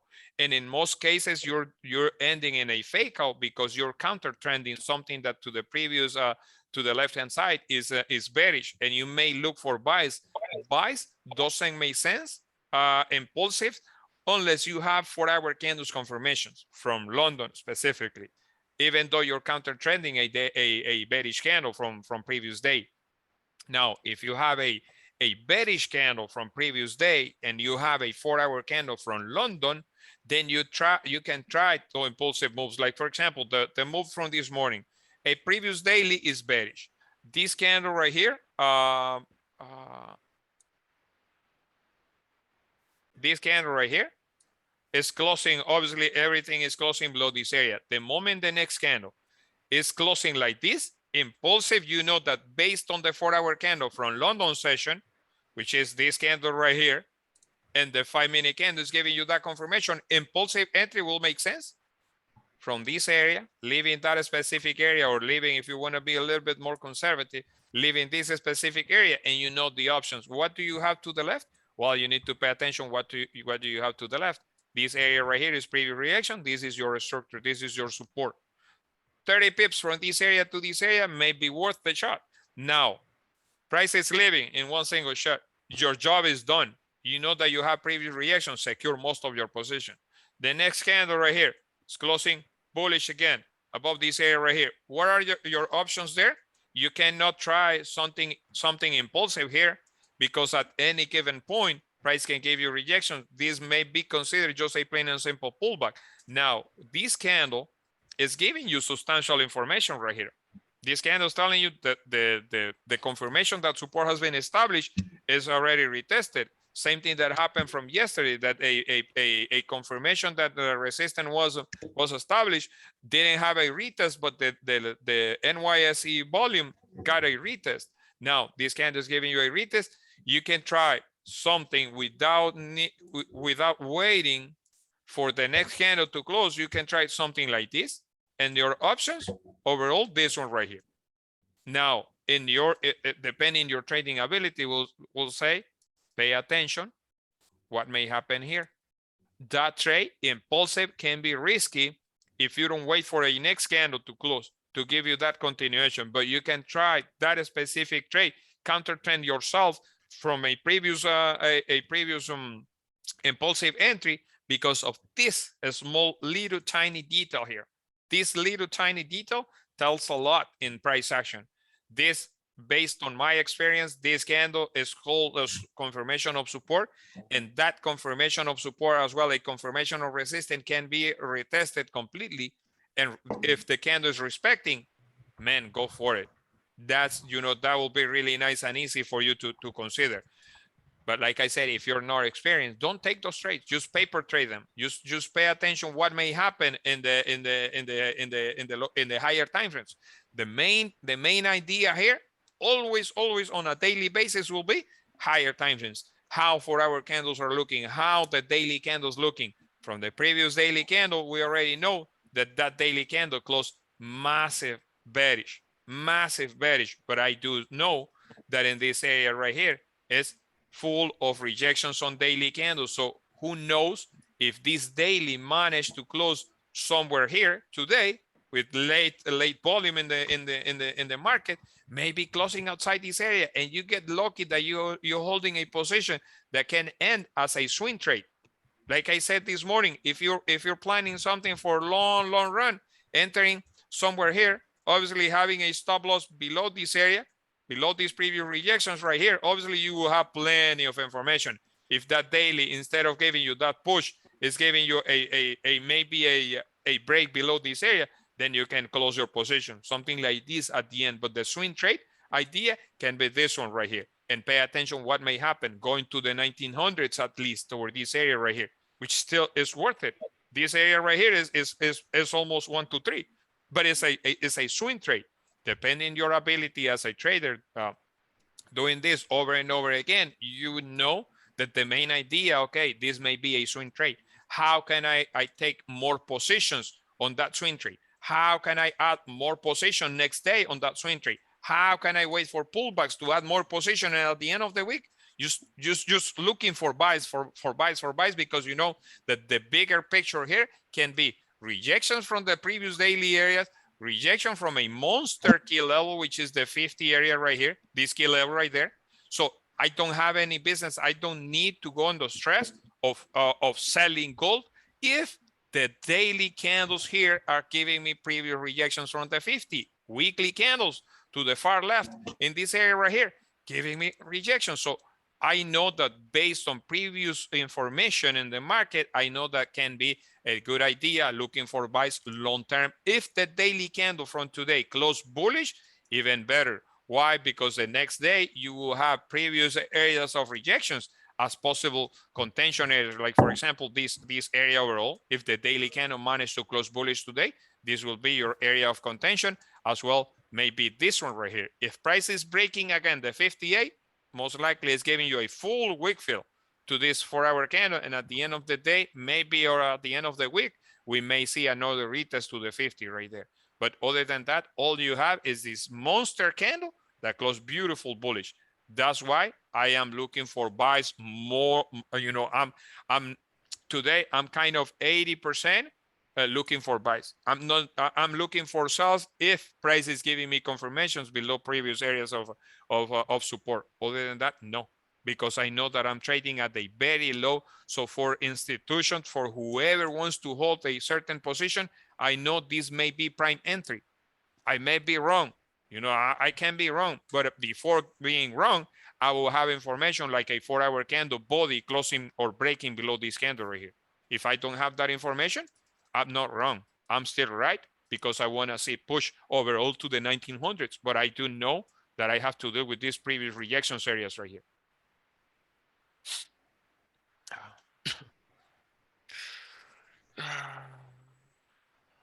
Oh, mini left. Okay. Kerwin, Yeah, man. as the 1-hour candle grab the liquidity and push back up again, and we have NYSE in 15 minutes. Do you think we can break this resistance up here and go more further for the weak build at 70? Yeah, NYSE, in total honesty, NYSE will need to respect the low from the previous 30-minute candle, depending where the previous 30-minute candle close. Like currently, the 30-minute candle right here. This will be the deepest pullback for NYSE. Other than that, based on the 4-hour candles right here, this area right here is full of rejections. It's full of rejection. So this 4-hour candle pre-NYSE taking a breather above this area right here only means that bullish move is about to happen with NYSE, right? Now, is worth it for you to risk anything in this area right here, planning for NYSE to give you that breakout outside that area? It's up to you. Based on risk reward, for me, taking positions in the middle of the range, almost at the top of the resistance that we have from before, is not worth it unless you're planning to risk in the lower time frames. This one right here, risking like 20 pips or so in this area.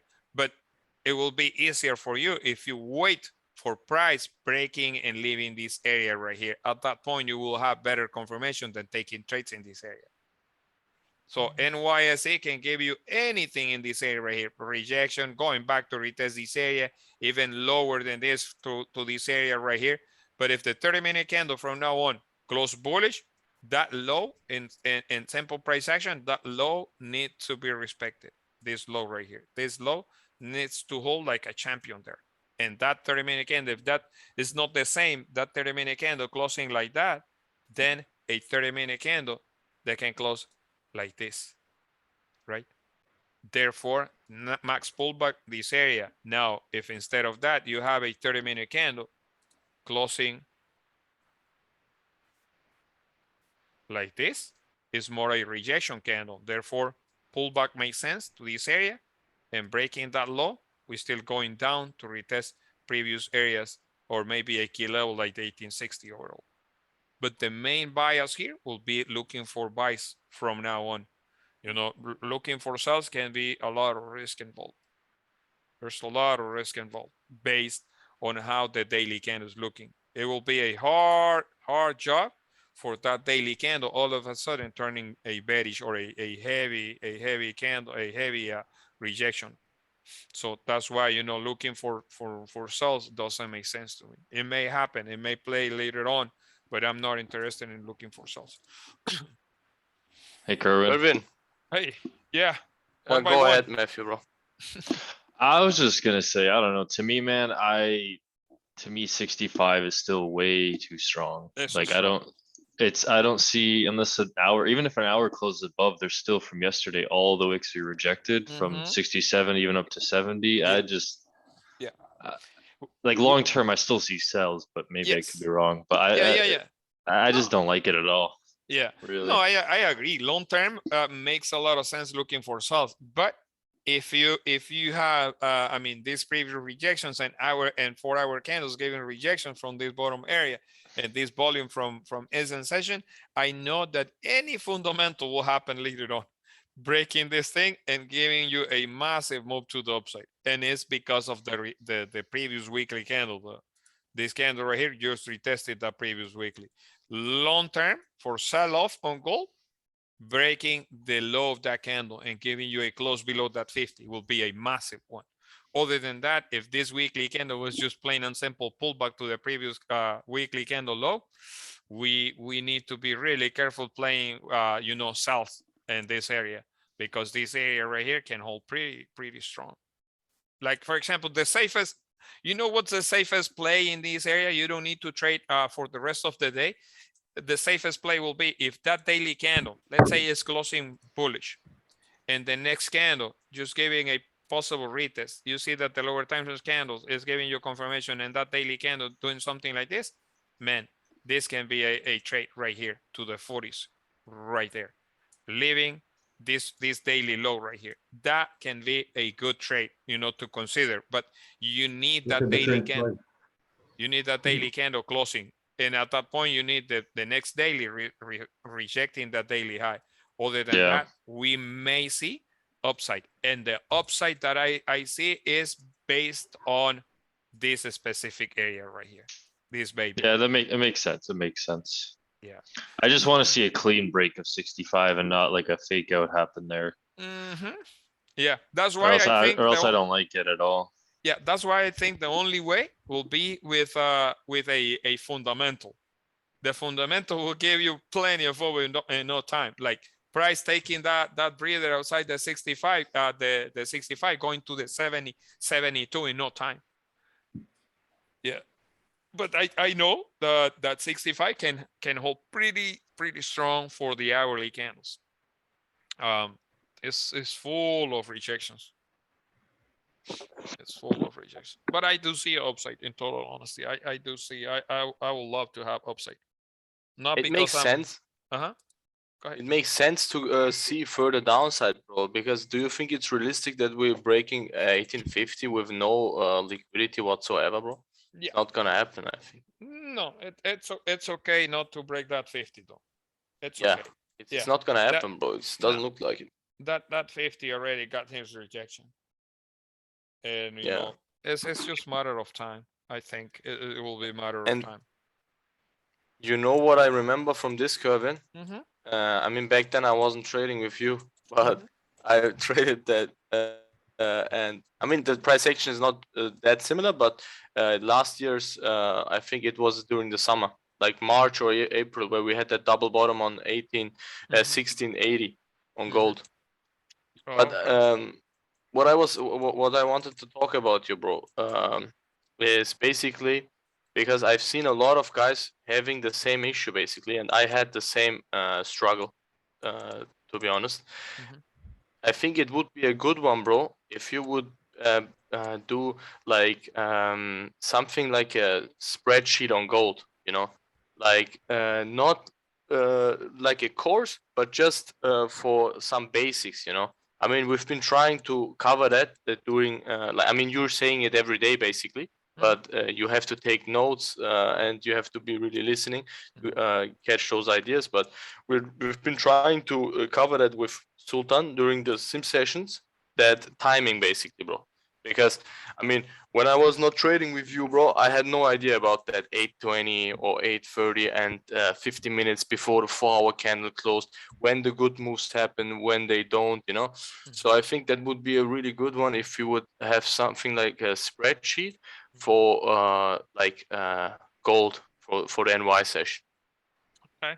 I consider that, to be honest, not long ago. The problem with something like that is that people can get confused really easy. And since I'm planning for the long run with the group, I know that market behavior change. So nowadays we're playing, you know, the last 30 minutes before the 4-hour candle close, the NYSE session. But from time to time, you will see that the moves are happening at 7 a.m. in the morning, pre-New York session. And then New York session, depending how London volume was, then New York session take over the London volume. In some cases, you come to the charts at 8:40, at 8:30, and that 4-hour candle is already trading at a resistance area from a downside move, and you try to buy that specific move, and all you get is whipsaws, you know, to the upside, getting fake outs.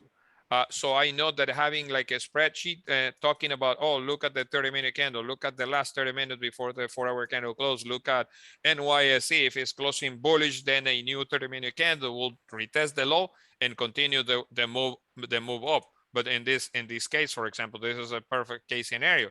If this candle closed bullish, but it's trading at a previous area of resistance, you don't have any business looking for that easy move to the upside, right? After the rejection, it may happen that a move to the upside first and then rejection and start ranging because you're trading at a pretty strong area of rejections.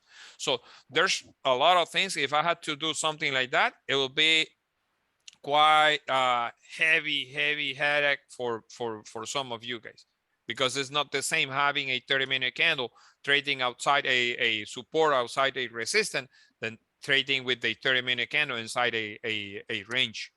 It's not the same having a bearish candle inside a range when the 4-hour candle from New York session is bullish. It's not the same having a bullish candle trading in a range when the previous candle from the 4 hours on during Eastern session, during New York session and pre-New York session is bearish. It's a lot of things. You can easily get confused with those terms. In total honesty, I think the best way to do it is live trading when moves are happening. You know, you adapt your eyes to those moves before they happen, man. It's really easy. Like for example, this trade, going to this area, secure most of your position because you don't want to see rejection. This is a pretty strong area. This candle retesting the low, The moment that candle is turning bullish, is going, to the upside. Those are the things that on a daily basis we need to pay attention. If I had to do like a spreadsheet, it can easily confuse many of you guys. Let me check this chart. Okay, I took the trade when that 5-minute candle broke the previous 5-minute candle low. Okay, what did I do wrong? Oh, this one right here. You took that trade with that candle breaking that low. Well, let's pay attention what time that candle happened. Is this candle, right? Is this candle? Yes, bro, it's that one. To the one, and then the The next one before the bullish one.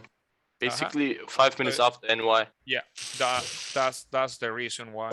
Pay attention here. Whoever is holding gold, pay attention. Open your eyes. Pay attention what may happen on top of that range. Okay, this candle right here. This is the candle that you took that trade, right? Let me see if I can get any messages. Axel, it's Axel, bro. Yeah. If he can open his mic, that will be okay. So you took that trade with this candle. Okay. What was the main idea here? Can you talk a little bit?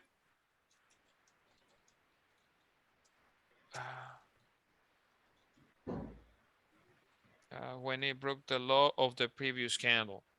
So this one right here. Did you pay attention what you have in this area overall? No.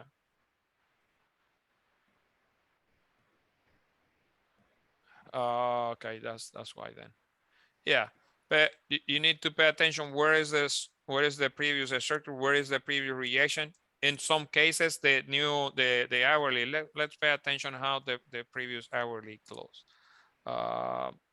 This was the closing on the previous hourly candle right there. See that hourly candle? How that hourly candle closed?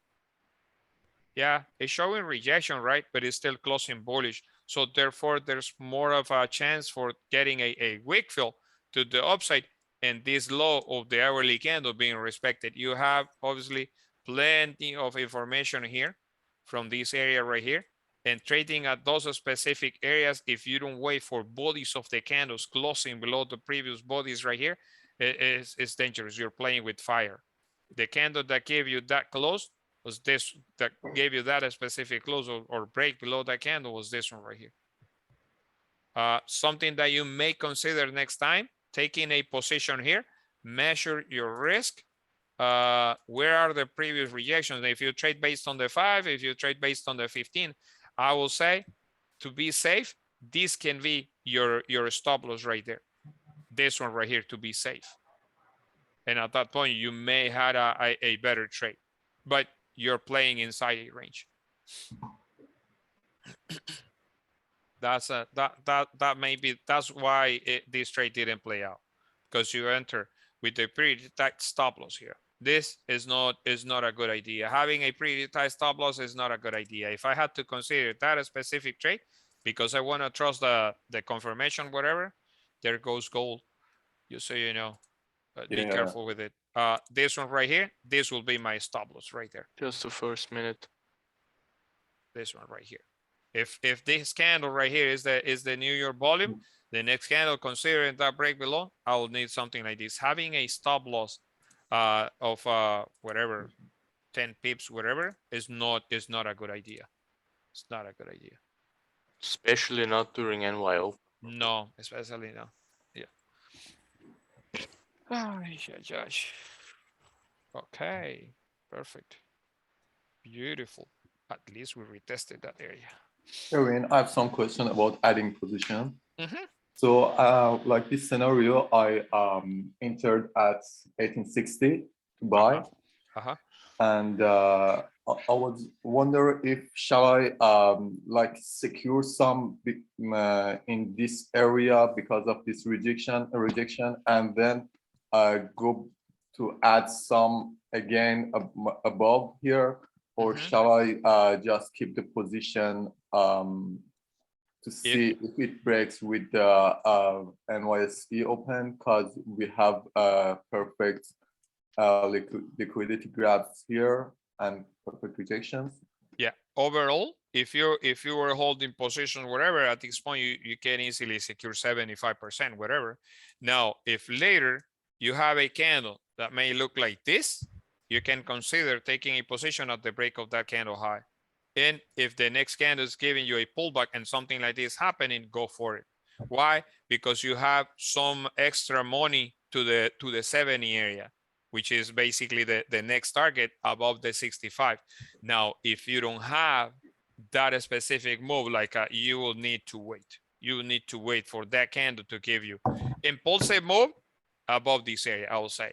Now, if that candle, if you don't have that specific candle closing above this previous area and leaving a wick to the upside, maybe something like this, that's just a plain and simple range candle. Now, if instead of that candle, you have same candle that we have now, a candle that may be looking later on, a candle that may be looking like this, for example, is different because this candle means liquidity has been picked up and most likely we're not coming back to that specific area. We may come back to the previous area of resistance. So therefore a pullback first is mandatory. And at that point, that 5-minute candle taking a breather outside this candle right here, then you can consider that next candle is breaking outside that area right there. You can easily have, instead of having a stop loss here, you can easily have your stop loss there and max pullback for the next candle will be something like this. But overall, you're trying to hold a position from the bottom of the area, and the money that you have from this position at the bottom of that support is the risk that you may consider putting on this trade. Based on current market condition, I won't say it's worth it to place a buy order in here when market is so choppy. Later on, we will have plenty of information here when the hourly candles manage to take a breather outside this area. So taking positions in here is not worth it. It's a lot of risk involved. This area right here is full of rejections. I won't be surprised if this candle right here is just going back to pull more liquidity and start breaking those highs. To pull liquidity, what are the main areas to pull liquidity? Well, I'll say this area overall, the price where the price is right now. If it's not stopping in here, it's because it will retest this low and most likely it's going downtown from now on. But you have previous hourly candles rejections and you don't want, in total honesty, if you're planning to hold that specific position, give me 1 second here. If you're planning to hold that specific position, all you need is hourly candles rejecting previous areas of rejection. These are the recent areas of rejection as well, these areas of rejection right there. But you know, to add positions, I will say you will need to wait for price giving you a close above this area. Not taking or impulsive at the break of that area right there. You have 20 pips spare change in that area. Thanks a lot. No problem. That 30-minute candle start rejecting that area. Yeah, but it's looking more like it will be more like a liquidity grab if it's respecting the 58 area. Only if it's breaking that 58, then it's massive. It's massive move to the downside. Other than that, no. This rejection is the one that I need to pay attention on. Yeah.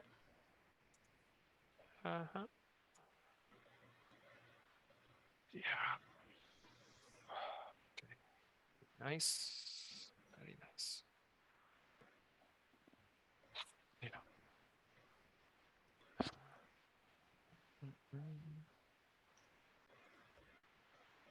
Key levels in here, the strong one is this one. That one right there. Anything breaking below this candle right here can take you over this area right here.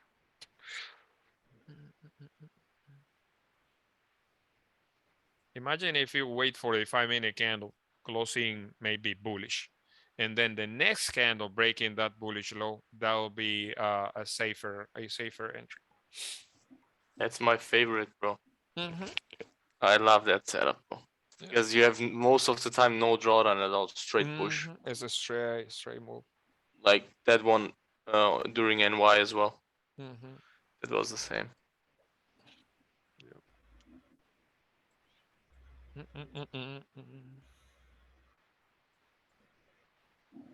be planning this one. I'm still planning for buys.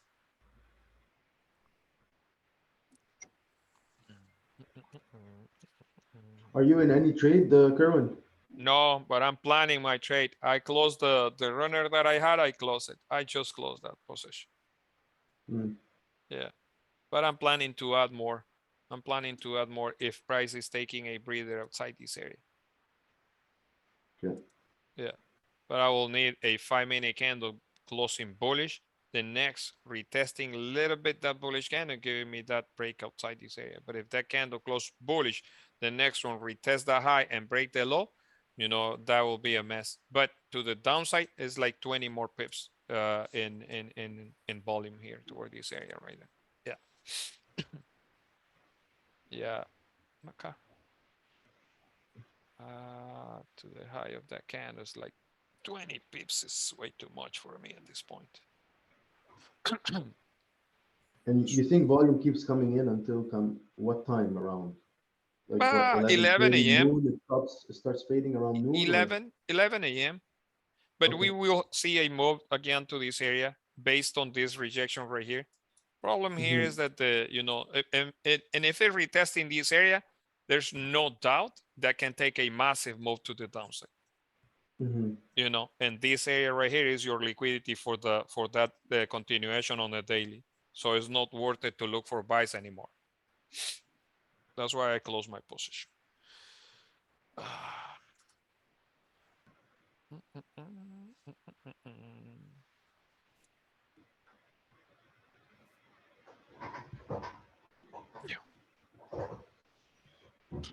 Yeah, it's gone. So it's gone. So drop. If it's retesting that 58 won't hold anymore. Yeah, it's not gonna hold. Yeah, drop. Keep going. You can do it. You can do it. 20 seconds. 25. Okay, it's looking more like a rejection now. Yeah. Yeah. Ooh la la.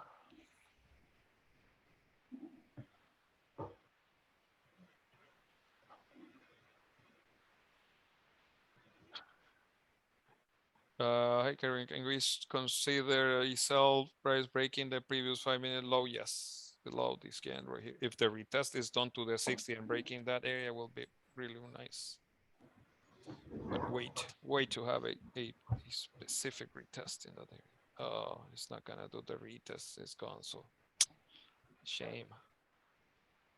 It's not doing the retest. It's gone. So I don't like it, bro. yeah, it's gone. Retesting the 60. Yeah, but it will no. At this point, it will drop more. Basically because of the rejection right here. The 15-minute candle is taking a massive move, and this 15-minute candle has potential to retest this area. And that 15-minute before that 15-minute candle closes like 20 more pips to the downside, and a new 15-minute candle taking a break below this area can be massive. It can be a massive one. This is the area that you need to be really careful here. It's really tricky, that area right there. In total honesty, yeah, in total honesty, it's not even worth it to risk 20 to get 20. Yeah. Because entering in this area, you're roughly talking, like for example, in this area right here, we're talking roughly talking something like this to get to the point of that specific. It's not worth it. This is not that stress-free day. I mean, I got already 2, so I'm pretty relaxed. So I don't have to get this NYC today. I've been catching 20, 30 here and there, but yeah, me also. My aim for this week was actually like to break that $10 mark, like get it like 2-3 times this week. But it's not gonna happen, bro. It doesn't look like it. Yeah, no. It's a tricky day. It's a tricky day. Yeah. Or like a late move like yesterday, bro. That was depressing, bro. That late move. Yeah. To be really to the picky 50. with that candle right there. Really picky. You need to be really picky. Risking 6 pips on. If it's doing a top wick, close it, bro. Yeah. If it's doing a top wick, then Yeah. it's gonna reverse. Yeah. Yeah, that 1 minute is healthy. Oh yeah. Yeah. Oh yeah, papa. That's why I didn't take that shit, but it's John nothing. John Wick's on. Yeah. Just Axel, are you here, bro? Still? Because Axel was asking, you know, why are you waiting for 9:40, you know? And I said to avoid becoming John Wick. Look. This is the John Wick right here, bro. Look at it. 8 pips. It's nothing, bro. It's not even worth it. Look, 2 minutes. You'd be surprised what happened on that 2 minutes. No, it's not worth it. No. The risk reward is not there. You can get 10, 15, 20 here and there, but I did that earlier, so I don't have to stress for that now, you know. I will send you my entry for that buy later, bro, you know. Yeah. You're gonna laugh a little bit. Let me mark it, bro. Guys, I've been just listening in today, but nice work anyway. I'll speak to you guys tomorrow. Take care, sir. Yeah, take care, Zah, bro. Take care, guys. See ya. See you tomorrow, mate. Bye. Kerwin. Yeah, man. That's your buy at the retest on this candle? Yeah, bro. And stop was here. You know. Mental, basically. My stop was below that, but I would close it right there. Yeah, you know? like for example, you enter here like a cowboy, you know that your mental stop will be here, and then your original stop can be this one right here. Yeah. Yeah. It was pretty low risk, high reward, so I gave it a chance. I know Fadi is not saying anything, but most likely Fadi is entering again for buys. He's still. So I closed everything because of that the current 5. I secured some at 50, secured some at 60, and then the last 10-15% I secured at like 30 pips. But now I'm thinking of re-entering. Yes. I just don't know which direction yet because we're kind of stuck in that triangle. So we keep bouncing off the bottom of the triangle and then the top of the triangle, and we're stuck in that range, if you want to call it. So we have to break either, we have to close above 1863 or below 1858. Those are the two the two levels here. Anything That's a in good between idea. is just gonna that's a fuck good you over. idea. Yeah. See, Fadi only have like what, 3 weeks trading with me, right? Yes, sir. 3 weeks. And I already know the way that Fadi trade. This is the same thing that I want you guys pay attention from me. You know, the more I talk, the easier you will see, the easier you will understand the way that I trade. If you pay attention enough, you guys will notice the behavior, my entries, where my entries are, and all those stuff. Bro, I sense your entries from your voice and from your eyes, bro. From your look, you know. When your voice change, bro, that's when you say like, give me 1 second, give me 1 second. That's where you enter or you secure some. You are in love with Kerwin. You are getting the trades from his eyes. That is very romantic. Thank you, Ninata. Ninata. Yeah. Look, now he's smiling because he's back in profits, bro. That retest to the 60 was beautiful, bro. That was beautiful, man. No doubt. No, don't worry. We all love Kevin. Yeah, everybody loves Kevin. Don't worry. Thanks, Nina. Thanks, brother. How can you not love him, bro? You know, in last 4 years of my trading journey, I find only 3 guys in this industry which are very reliable and which are very kind. The first is Ted, Raja, and third is Kerwin. Then I have to stop for looking. Thank you, brother. Yeah. Thank you, man. And that retest to the 60 was beautiful, boy.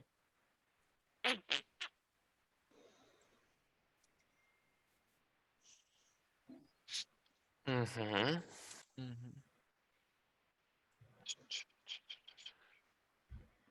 Nothing crazy though. 16 pips. After the move happened, you're like, it risk reward made sense a little bit, you know. Nah, doesn't make sense. And I'm just playing with little risk and total honesty. Because at any given point, rejections may happen. I mean, this 55 area right here, is there? Yeah, it's a heavy area, Be bro. really, really careful there. But at this point, we broke the previous 4-hour low, I think. Yeah. So I was watching the hourlies, and leaving those hourly lows only means that we're going to retest this previous area of rejection on the hourly. And if for any reason price gives you a break below this area, look at the daily now. The daily is looking like a long ass rejection. But you know, it's gonna close like this, most likely, but I don't see it flipping now, to be honest. No, not I anymore. mean, it may happen, but not anymore. I don't see. Not anymore. So yeah. Go ahead. Yeah. No, I was saying that we're basically way under the London low, so it's very possible that we're going to Asian low at 1852, and if that doesn't hold, then it's 1850 at least. So Yeah. there's your 50 pips. Yes. At this point, yeah. At least that 52 area, that will be ideal, you know. I don't want to see rejections from this area, total honesty. Yeah, I don't want to see price rejecting this specific area, because they can take me out, and I can be really pissed off, because at this point I know that the 10 a.m. candle is the one who's gonna take over. So the only reason to hold this specific trade is because in 11 more minutes that 10 a.m. candle can take that break below that 50, and at that point, man, that can be a beautiful trade. And the previous rejections, like I said, the areas of rejections on the hourly are basically these areas right here. So therefore, you know, we need to be really, really careful trading in this specific level, because if the hourly candle doesn't give you a close or break below this area right here, can be another heavy rejection in price trading inside this range. But in the lower time frames, in the 5-minute candles right here, this candle did a beautiful retest to the low, to the 10 to the 60, and then this candle right here breaking that low. That was basically my entry. No, that's 75 here. And now Jelly speaking. Oh, for real? My entry is the 68. Let me see if you can see this one here. Can you see my camera? Right there. Yeah, we can. Yeah. Can you see the low of the retest? This candle right here, this one right here, this bearish candle is the retest to the 60. Yes, So the moment yes. price is reversing and breaking that low, that was my entry. Nothing Yeah, crazy. same here. 16 pips, nothing crazy. The risk reward was basically 1-to-1. It's just that after the retest to the 60 and price leaving that low, it makes it worth it, because at that point you can easily use only like I will say like 15 pips using the top of the opening of the candle. For example, I don't pull up the 1 minute because it's quite dangerous, but at that point, after the retest is done to the key level, right, and rejection from there, this candle right here is not leaving these previous areas of rejection. So why this candle is opening with little to not top wick right there, and the moment that candle is going back to retest this low, is a must to consider that position. At that point, you can easily have a stop loss like this one right here, 15, 16 pips. If you get lucky to survive on the pullback, but in the 1 minute candles right there, this 1 minute is your resistance, and this is the confirmation, and you have to be, man, on point with the analysis, like taking the break in there, and the next 1 minute not giving you a nasty rejection from there, because at that point the 4-hour candle is still respecting previous 4-hour candle rejections and previous hourly candles rejection. But from there was an easier one. Like for example, this one right here. this candle. This is your resistance, confirmation of resistance. If the next candle breaks this high, you need to pray whoever you trust, your God, whatever, that if this candle is retesting this high and breaking this low, is gonzo to the nearest rejection area, the 50, 52, 53 area, somewhere here to the 54. But this candle would need to respect this high. If not, then it's not worth it. You know, this can give you hell of, see, it can give you hell of rejection from there. And this right here is the only way you can trade is praying that this is the FU candle, retesting that resistance right there and giving you rejection ASAP. Look at that candle right there. It's not giving you that rejection. But I don't pull the 1 minute because you can easily get confused with the 1 minute. That 1 minute is most for experienced traders, but it's price action, so it's always the same over and over again. The 50% of that candle right there is another thing that I want you guys invest on, a second monitor for your PC. So you can have a trading view screen and your platform, you know, for the long run.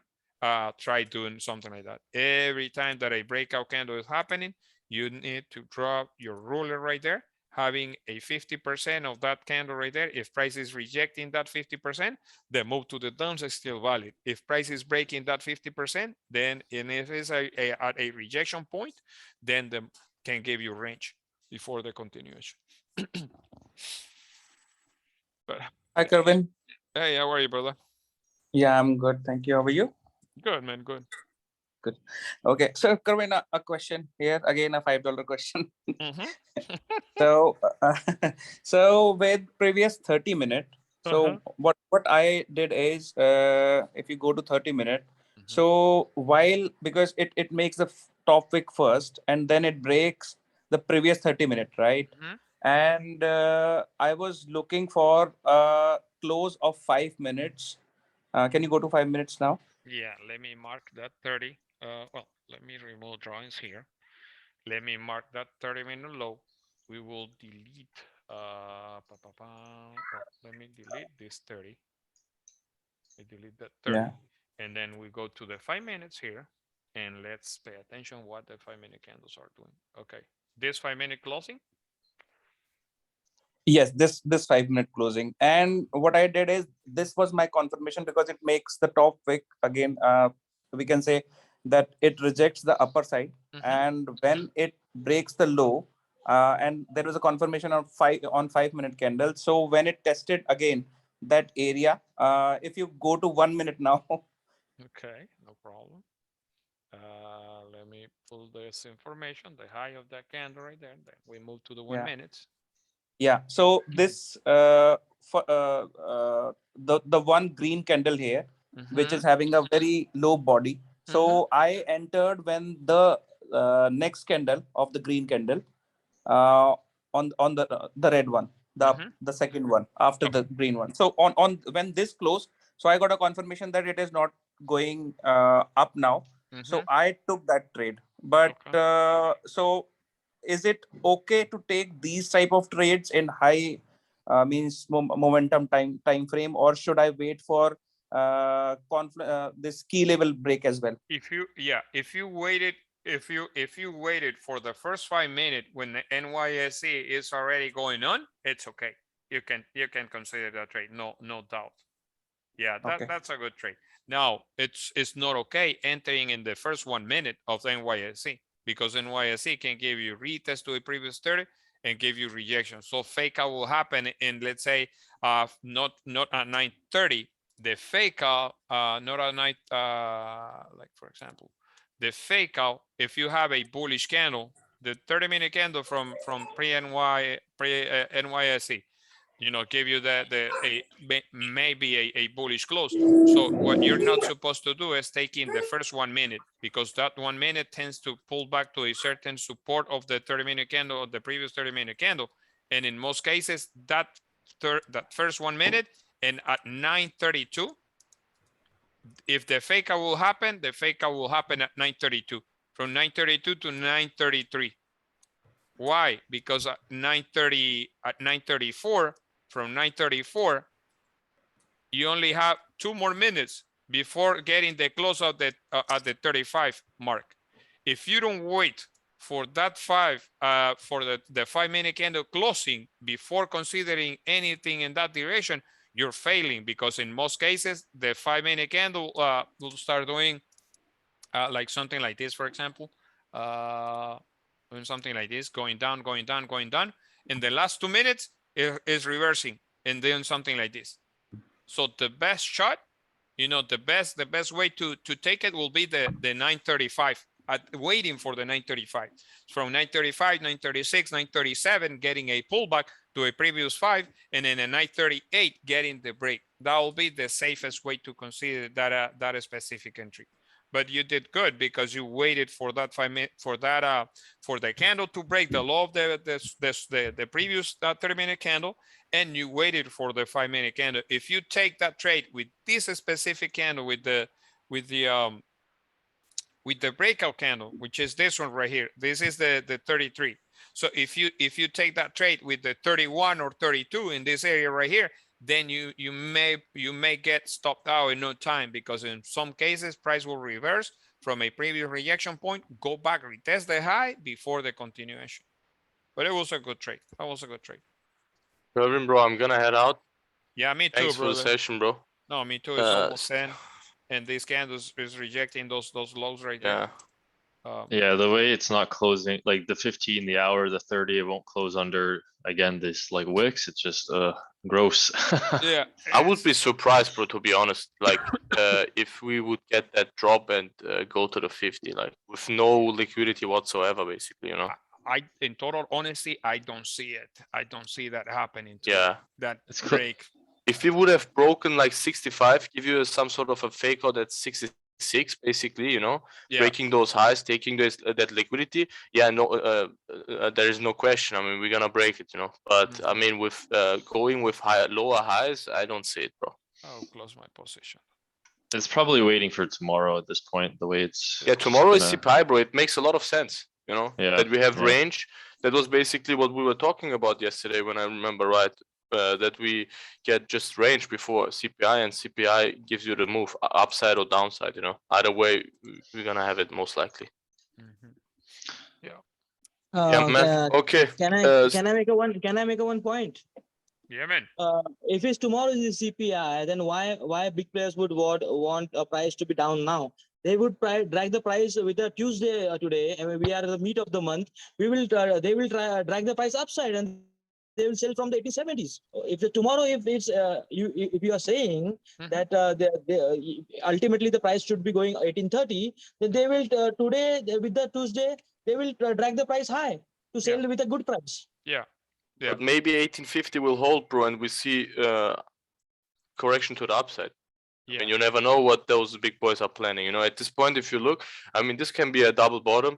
And we can see that heavy support, 1850 is a strong key level, bro. It can hold easily, and we can see that upside, you know, going to the 1900s again for liquidity. I'm just making, like you are making your assumption, I'm also making my assumption.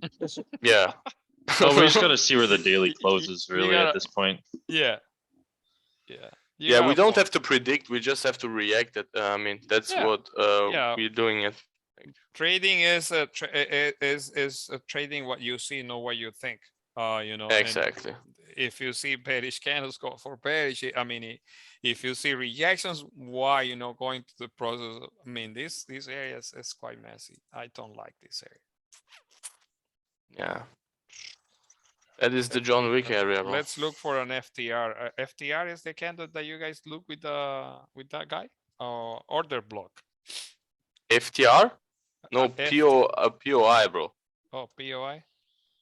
Like, yeah, it's just the same, everything. Area of interest, point of interest. So what do you consider this candle, let's say? Well, this was an easy one. Look, we discussed that with him earlier. Look, the two trades you had options today was go to the 30, bro. Go to the you go to the one hour. Go to the 1 hour directly. We go for the higher time frame.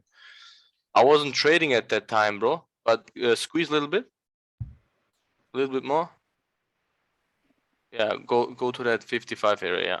So if you zoom in a little bit, bro. So zoom in. In, bro, not out. Yeah, do you see that 1 hour like small doji? But this is an FU right here. Oh, this one? This one. This was an easy one, bro. Look, it broke the low, broke the high, and basically this was your point of interest on the left. If you look on the left, we had dojis here as well, that point of interest, okay? And basically this was just a retest of yesterday's point of interest, or the days before, basically. Because that 51, if you look on the 1 hour, that 51, we didn't tap 50 exactly, but that 51, right? And we had earlier dojis there. Okay, it's a little bit confusing in the beginning, bro, but it's pretty simple actually. And then this move from Asian was basically just a retest to that point of interest from the 56 to the 52. And from there you see that FU, that 1 hour bearish, rejecting those levels, closing like this, and then you have your reversal right there basically. And you have your doji better confirmation on the lower time frames as well then. That's good. Yeah. That's good. That's good. And the guy, bro, called actually when I was in those cells. We were talking that I was in the cell at 59, at 60, and he considered like 56 also as a point of interest, and he took that buy where I secured. He took that buy here. Okay. But makes sense, bro. I mean, it's not that that you should mix everything, but thinking about like Yeah, if it's you like you using think everything about as a confluence. yeah, because if you think like that, if you try to think like a bank, like institutions, you will avoid a lot of fake outs, bro. Because if you were to think like an institution, would you buy that first minute of NYC, bro? Nobody would do that. Only retail traders buy the top. Yeah. You know, but they would rather look for selling the tops and buying the bottoms as good as they can, basically. You know, they also don't know where the market is going, but they're going with the higher time frame. And if I mean, that's what I'm trying to do currently. Like also try to look for the bigger picture every time. You know, if it's possible. But if you look from the higher time frame, but most of the time you're thinking like, oh, this was pretty easy, right? You just have to have a bigger stop loss, bro, and bigger targets. But after all, if you zoom out, like go on the 4 hour, it's like every time the same basically. And gold for like especially gold is respecting those key levels and structures pretty good. You know. All right, my childrens, I'm gonna head out. Yeah, man. Thank you for the session, bro. No problem, man. Yeah, see you, Thank you, Kerwin. everyone. Take care, Take care, everybody. bro. Yeah. Thank you very much. Take care, everybody.